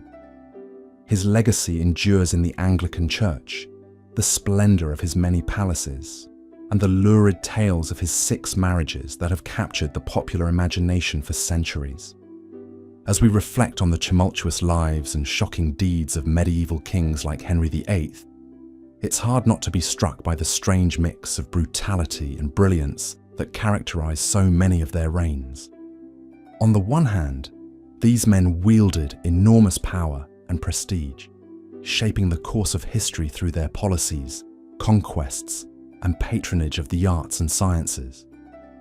But on the other hand, they were often driven by their own unchecked desires and delusions, leaving a trail of bloodshed, scandal, and tyranny in their wake. Perhaps more than anything, the stories of these controversial kings remind us of the age-old adage that absolute power corrupts absolutely. In an era when monarchs were answerable to no one but God, the temptation to abuse that power was ever present.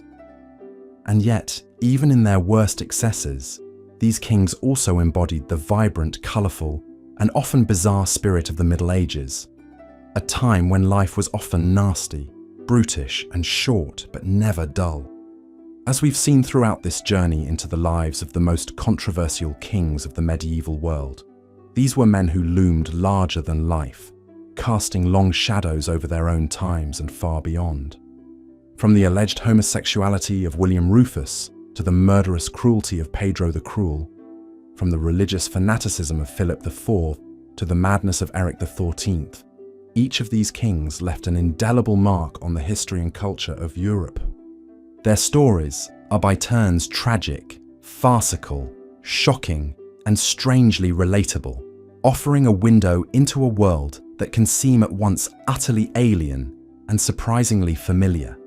For all their flaws and foibles, these kings were still human beings, grappling with the same fundamental questions of power, love, faith, and mortality that have haunted humanity since the dawn of time. Perhaps that is why their stories continue to fascinate us to this day, providing endless fodder for books, films, plays, and television shows. In a world that can often seem hopelessly complex and impersonal, there is something oddly comforting about looking back on a time when the fate of nations could turn on the whims of a single, fallible individual.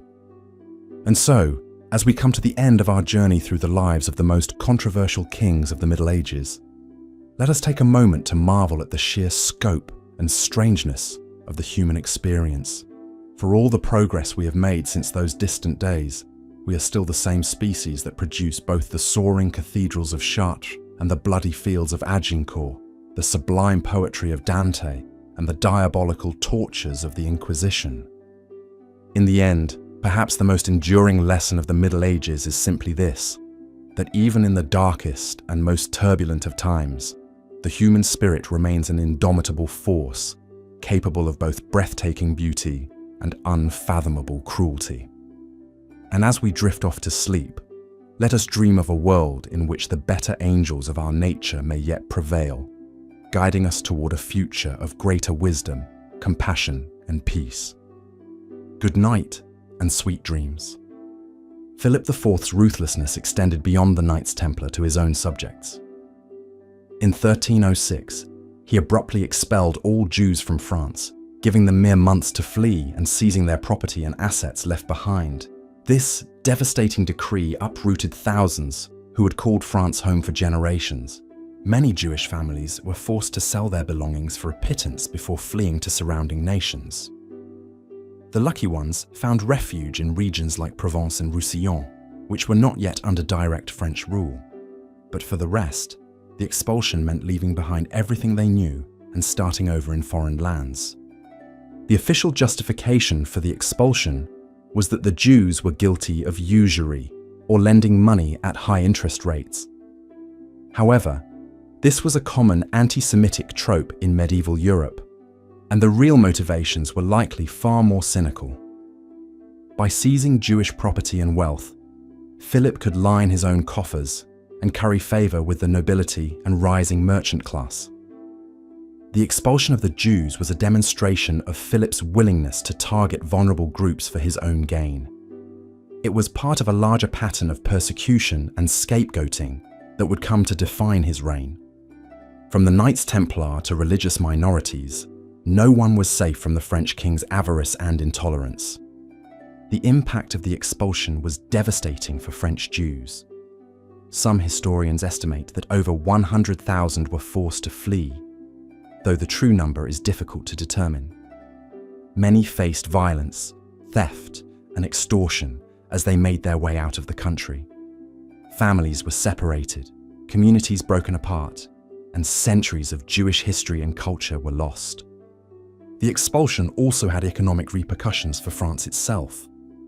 Jews had played a significant role in banking, trade, and skilled crafts.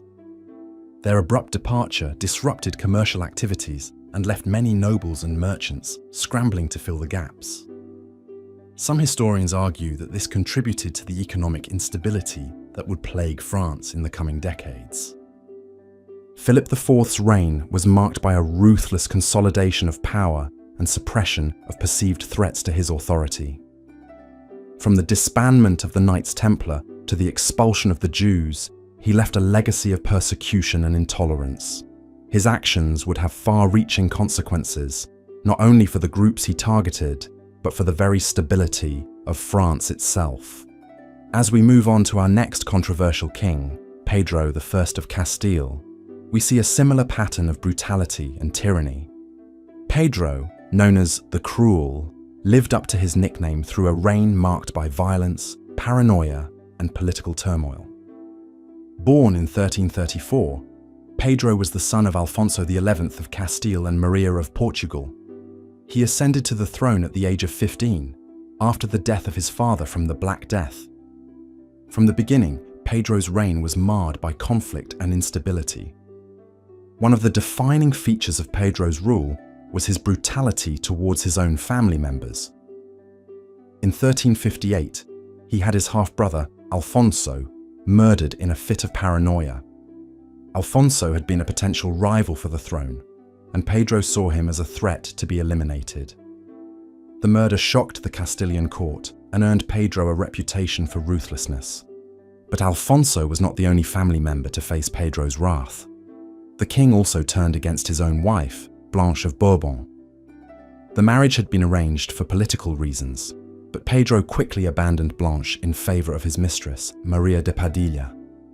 He had Blanche imprisoned and eventually killed, an act that scandalized medieval Europe. Pedro's cruelty extended beyond his own family to his subjects as well. He was known for his harsh justice and use of torture against those he perceived as enemies. In one notorious incident, he had a rabbi skinned alive for allegedly speaking out against him. Such acts of brutality were designed to instill fear and obedience in his people. Politically, Pedro's reign was marked by constant warfare and shifting alliances.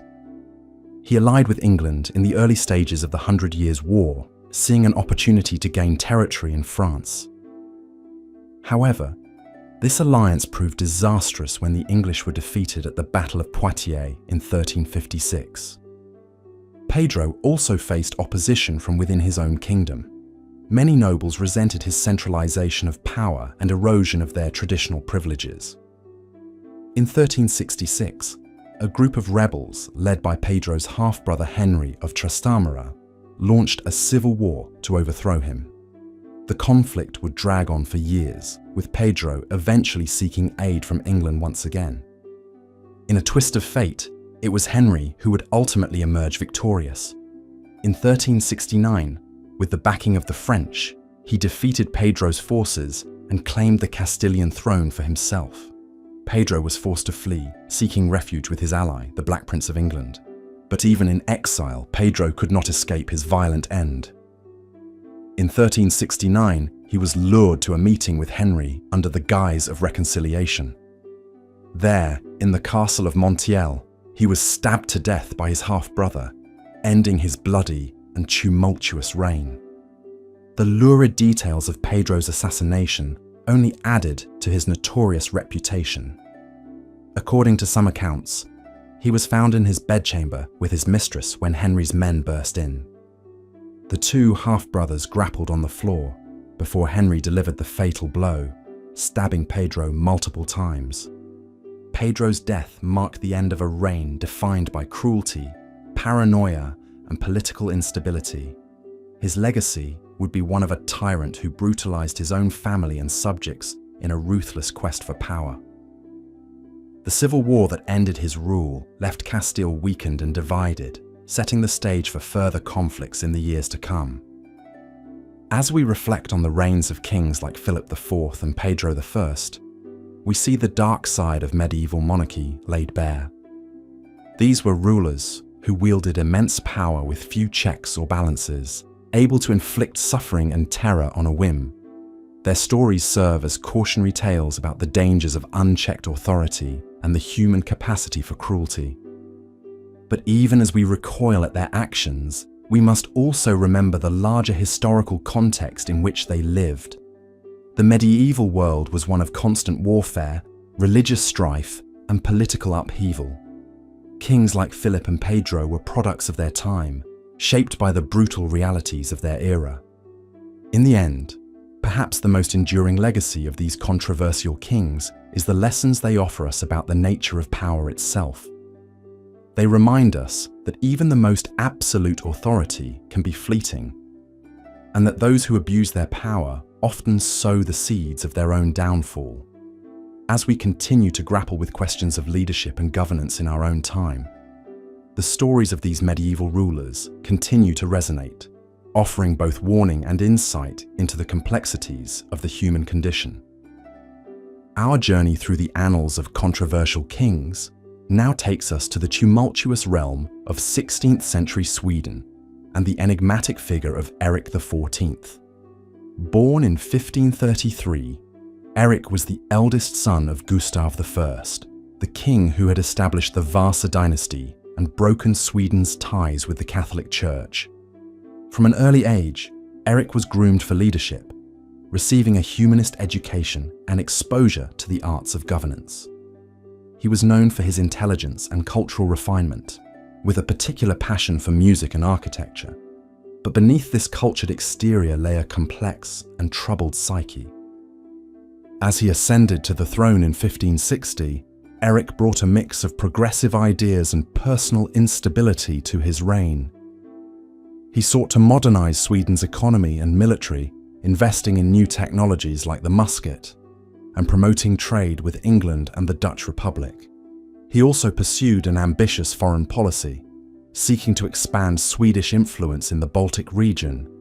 But even as he implemented these forward-thinking policies, Erik's rule was plagued by his own paranoia and delusions. He became increasingly convinced that he was surrounded by conspirators and enemies, seeing threats in even his closest advisors and family members.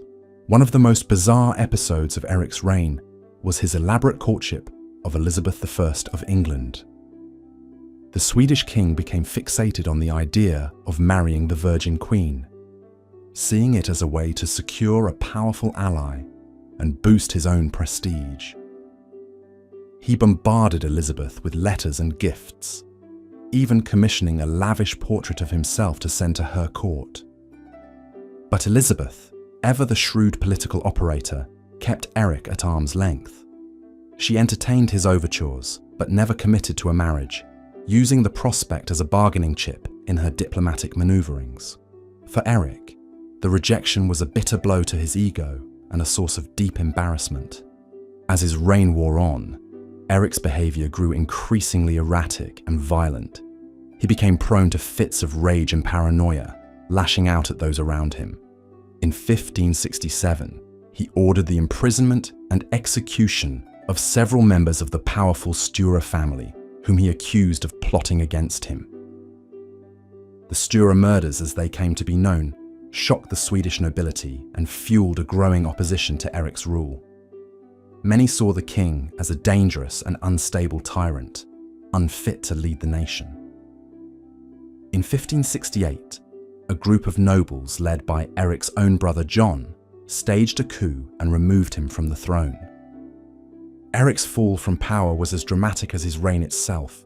He was imprisoned in a series of castles, moved from one location to another as his captors feared he might escape or inspire a revolt. In his confinement, he descended further into madness, plagued by hallucinations and delusions of grandeur. In 1577, after 9 years in captivity, Eric died in the castle of Urbyhus. The official cause of death was listed as dysentery, but rumours swirled that he had been poisoned on the orders of his brother, now King John III. The true circumstances of his demise remain a mystery to this day. Eric XIV's reign was a study in contrasts, a forward-thinking monarch undone by his own paranoia and instability. His story reminds us of the precariousness of power in the medieval world, where even the most promising rulers could fall victim to their own demons and the machinations of their rivals. As we reflect on Eric's tragic tale, we are reminded of the heavy burden of leadership in any era. The pressures of power can warp even the most brilliant minds, turning visionaries into tyrants and reformers into madmen. It is a cautionary tale about the dangers of unchecked authority and the fragility of the human psyche. But even in his downfall, Eric XIV remains a fascinating figure, a man ahead of his time in many ways, yet ultimately consumed by his own flaws and fears. His legacy is one of both promise and tragedy, a reminder of the complexities and contradictions that define the human experience. From the icy forests of Sweden, our journey through the annals of controversial kings now takes us to the foggy shores of medieval England and the infamous reign of John, known to history as Lackland.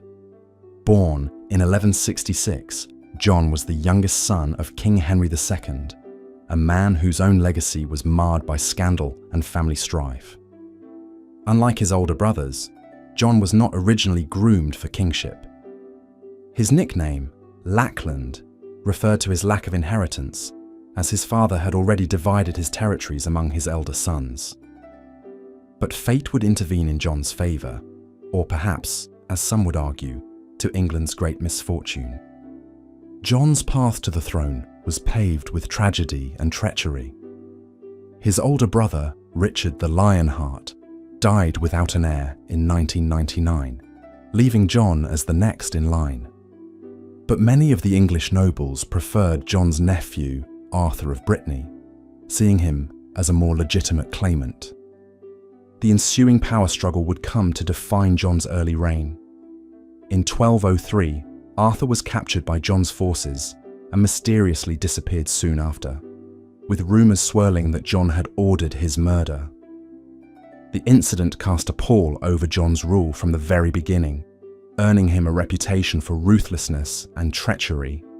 As king, John faced a host of challenges and controversies. He clashed repeatedly with the English barons, who resented his heavy-handed rule and attempts to curtail their traditional privileges. He also feuded with the powerful Pope Innocent III, who sought to assert the Church's authority over the English crown. The defining moment of John's reign came in 1215, when a group of rebel barons forced him to sign the Magna Carta, a document that would become a cornerstone of English law and a symbol of the limits on royal power. The Charter guaranteed certain rights and freedoms to the nobility and the church, and established the principle that even the king was subject to the rule of law. But John had no intention of abiding by the Magna Carta's terms. He immediately appealed to the Pope to annul the document, setting off a renewed round of conflict with the barons. The years that followed were marked by civil war and political turmoil, as John sought to reassert his authority and crush his opponents. On the military front, John suffered a series of humiliating defeats. He lost a major campaign in France, ceding the region of Normandy to the French crown. The defeat was a blow to both John's prestige and England's coffers, as Normandy had been a major source of revenue for the English monarchy. John's reign was also marred by personal scandal and tragedy. In 1216, his beloved son and heir, Henry, died suddenly at the age of 9. John himself would follow just a year later, succumbing to dysentery while on campaign against the rebel barons. In the centuries that followed, John's reputation would only sink further. He was remembered as a cruel and petty tyrant, a man who had squandered England's wealth and prestige through his own incompetence and vanity. The legendary tale of his losing the crown jewels in a swamp only added to his image as a hapless and foolish ruler. But for all his flaws and failures, John's reign also marked a turning point in English history.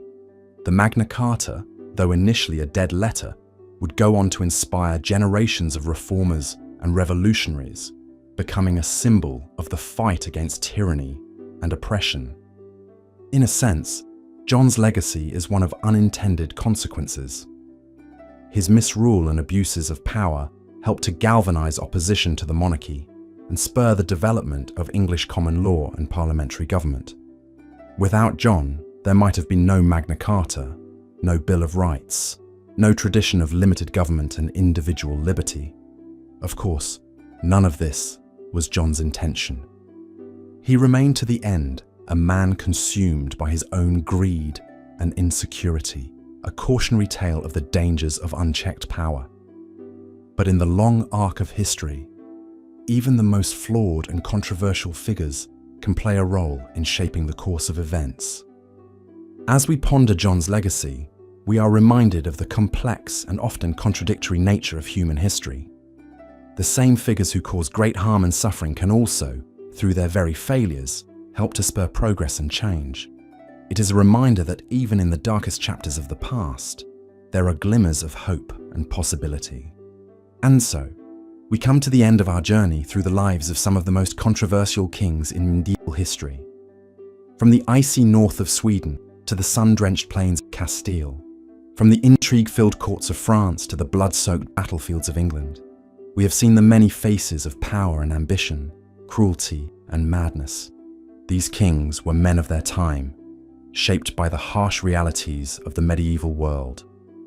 They lived in an age of constant warfare and religious strife, of plagues and famines and social upheaval. In such a world, power was often wielded with a heavy hand, and the line between greatness and infamy was razor thin. But even as we recoil at the abuses and excesses of these rulers, we must also seek to understand them in their historical context. They were products of a society that valued strength and ruthlessness, that saw the monarch as the embodiment of divine right and absolute authority. In their own ways, each of these kings left a mark on history. Some, like Eric XIV and John Lackland, are remembered primarily for their failures and misdeeds. Others, like Philip IV and Henry VIII, are more complex figures, men who combined great vision with great cruelty, who reshaped their kingdoms even as they unleashed chaos and suffering. Perhaps the most enduring lesson of these controversial reigns is the danger of unchecked power. When kings are able to rule with impunity, when there are no constraints on their authority or their appetites, the results are often disastrous. We see this in the paranoid purges of Eric XIV, the ruthless persecutions of Philip IV, the bloody tyranny of Pedro the Cruel. But we also see glimmers of hope and progress, even in the midst of these dark chapters. The Magna Carta, born of John's misrule, would go on to inspire generations of reformers and revolutionaries. The Protestant Reformation, sparked in part by Henry VIII's break with Rome, would reshape the religious and political landscape of Europe. In the end, the legacy of these controversial kings is a reminder of the enduring human struggle for justice, for freedom, for a society in which power is not concentrated in the hands of a few, but shared among the many. It is a struggle that continues to this day in nations and communities around the world. As we reflect on these stories of power and ambition, tyranny and resistance, we are reminded of the words of the great medieval poet Dante Alighieri. The hottest places in hell are reserved for those who, in times of great moral crisis, maintain their neutrality. These kings, for all their flaws and failings, were not neutral figures. They shaped the course of history, for good and for ill. They remind us of the heavy burden of leadership, the temptations and perils of power, the fragility of even the mightiest thrones. And so, as we drift off to sleep, let us ponder the lessons of these controversial reigns. Let us seek. Of course, not all kings in the Middle Ages were quite so controversial or despised. Take, for example, Louis IX of France, better known as Saint Louis. He was a pious and just ruler, renowned for his fairness, integrity, and devotion to the Catholic Church. During his reign in the 13th century, Louis IX went to great lengths to root out corruption and deliver righteous verdicts in court cases. He was known to sit under an oak tree to hear the complaints of his subjects directly, making himself accessible to the common people in an unprecedented way for a monarch. Louis IX also had a reputation as a peacemaker, working to resolve conflicts with other rulers through diplomacy rather than warfare whenever possible. He even voluntarily returned some conquered territories to England's Henry III as a gesture of goodwill and fairness. However, Louis IX's deep religiosity also drove him to take a hard line against Jews and heretics in his kingdom. He ordered the burning of Jewish texts, required Jews to wear identifying badges, and supported the Inquisition in France. But perhaps Louis IX is best remembered for leading the 7th and 8th Crusades to the Holy Land. Seen as the ideal Christian king, Louis was deeply committed to the crusading movement. After vowing to go on crusade if he recovered from a serious illness, Louis set out for Egypt in 1248 to strike at the heart of Muslim power. However, his military campaign was a disaster. Louis was defeated in battle, captured, and had to be ransomed for a huge sum. Undeterred, he attempted another crusade in 1270, this time targeting Tunis. But the expedition was again a failure, and Louis himself died of dysentery in the sweltering North African heat. Despite the disastrous outcome of his crusades, Louis IX was revered for his piety and selfless devotion to what he saw as a holy cause. He fasted, prayed intensely, and performed acts of charity and humility, such as washing the feet of the poor. Chroniclers marveled at his religiosity and uprightness, which stood in stark contrast to many of his less scrupulous royal contemporaries. Louis IX was canonized as a saint in 1297 by Pope Boniface VIII, cementing his legacy as the ideal Christian monarch. The cult of St. Louis flourished in the centuries that followed, with his reign seen as a golden age of justice, chivalry, and righteousness. But in many ways, Louis IX was an outlier among medieval monarchs, the exception that proved the rule. Most kings were concerned with more earthly matters, like expanding their power, eliminating rivals, and enriching themselves and their favorites. Indeed, the reigns of controversial kings, like those we've explored in this program, were in many ways closer to the norm in the Middle Ages. The medieval period, was a time of immense instability and shifting power dynamics when kings ruled absolutely and often violently. In a world without democracy or constitutional rights, the whims and appetites of individual monarchs could mean the difference between prosperity and ruin, peace and bloodshed. Without the constraints of modern political systems, medieval kings were free to engage in all manner of shocking and outrageous behaviour.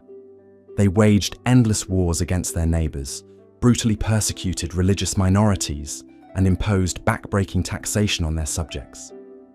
They plotted against and even murdered their own family members in struggles for power. They abandoned their spouses for lovers, broke sacred oaths, and defied the authority of the church. In short, they were free to act on their basest impulses and darkest desires. Of course, this is not to say that all medieval monarchs were bloodthirsty tyrants or debauched libertines. History has judged some, like Louis IX, to be saintly and just rulers, and even the most controversial kings had their moments of mercy and goodwill. But what's undeniable is that the medieval period was a time of extremes, when the unchecked power of kings led to some of the most shocking and dramatic episodes in European history. In a world so radically different from our own, it can be hard to understand the mindset and motivations of medieval monarchs. They lived in a time of constant warfare, religious fervour, and superstition, when life was often brutish and short. In such an unforgiving milieu, perhaps it's no wonder that so many kings resorted to ruthlessness and depravity to survive and succeed. Regardless, the complex personalities and scandalous deeds of the most controversial kings continue to captivate us centuries later. Their lives are like something out of Game of Thrones or The Lord of the Rings, full of bloody intrigue, shocking twists, and larger-than-life characters. But the most astonishing thing of all is that their stories are real, preserved in the pages of history for us to marvel at today. So while we may recoil at their cruelty and shake our heads at their excesses, there's no denying that medieval kings like William II, Philip IV, Pedro the Cruel, and the others we've met in this program led extraordinary lives in extraordinary times. They may not have been good, but they were undeniably fascinating. The kind of figures that populate our most lurid fantasies and memorable nightmares. And really, what more can you ask for when drifting off to sleep? So let the Machiavellian plots and battlefield bloodshed fade into the background as you slip into slumber. Rest easy knowing that, whatever your worries, you will likely never have to depose a deranged monarch or evade a murderous usurper. For all their flaws, we must admit that the scandalous kings of the Middle Ages make our modern lives seem wonderfully dull in comparison. As your eyes grow heavy, take a moment to appreciate the comfortable banality of the 21st century. Then, let the riotous pageant of the medieval past carry you off to strange and thrilling dreams of castle intrigues and unholy crusades. The controversial kings beckon from the distant reaches of history, inviting you to marvel at their audacious lives as you slip into the welcoming embrace of sleep. Good night, dear listener, and don't let the Plantagenets bite. And so, as we've seen, the reigns of these controversial kings were marked by scandal, brutality, and the relentless pursuit of power at any cost. From William II's rumoured homosexuality and contentious relationship with the Church, to Philip IV's ruthless suppression of the Knights Templar and expulsion of the Jews from France, these monarchs left an indelible mark on the medieval world. Pedro I of Castile, known as Pedro the Cruel, lived up to his moniker with a reign characterized by murder, abandonment, and a dramatic assassination in his own bedchamber. Eric XIV of Sweden, despite his progressive policies, descended into paranoia and delusion, ultimately meeting his end at the hands of his own brother. John of England, the infamous John Lackland, found himself at odds with his own nobility, resulting in the groundbreaking Magna Carta that would forever limit the power of the monarchy. and Henry VIII, perhaps the most famous of all, forever changed the course of English history with his unprecedented split from the Catholic Church and his 6 tumultuous marriages. These kings, for all their faults and controversies, remain endlessly fascinating figures.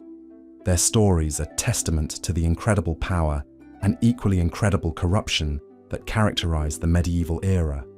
Their legacies continue to resonate to this day, shaping our understanding of politics, religion, and the very nature of power itself. As we come to the end of our journey through the lives of these controversial kings, it's worth reflecting on what their stories can teach us. In many ways, they serve as cautionary tales, reminding us of the dangers of unchecked power and the importance of holding our leaders accountable. At the same time, they offer a glimpse into a world so different from our own, a world where the whims of a single individual could change the course of history.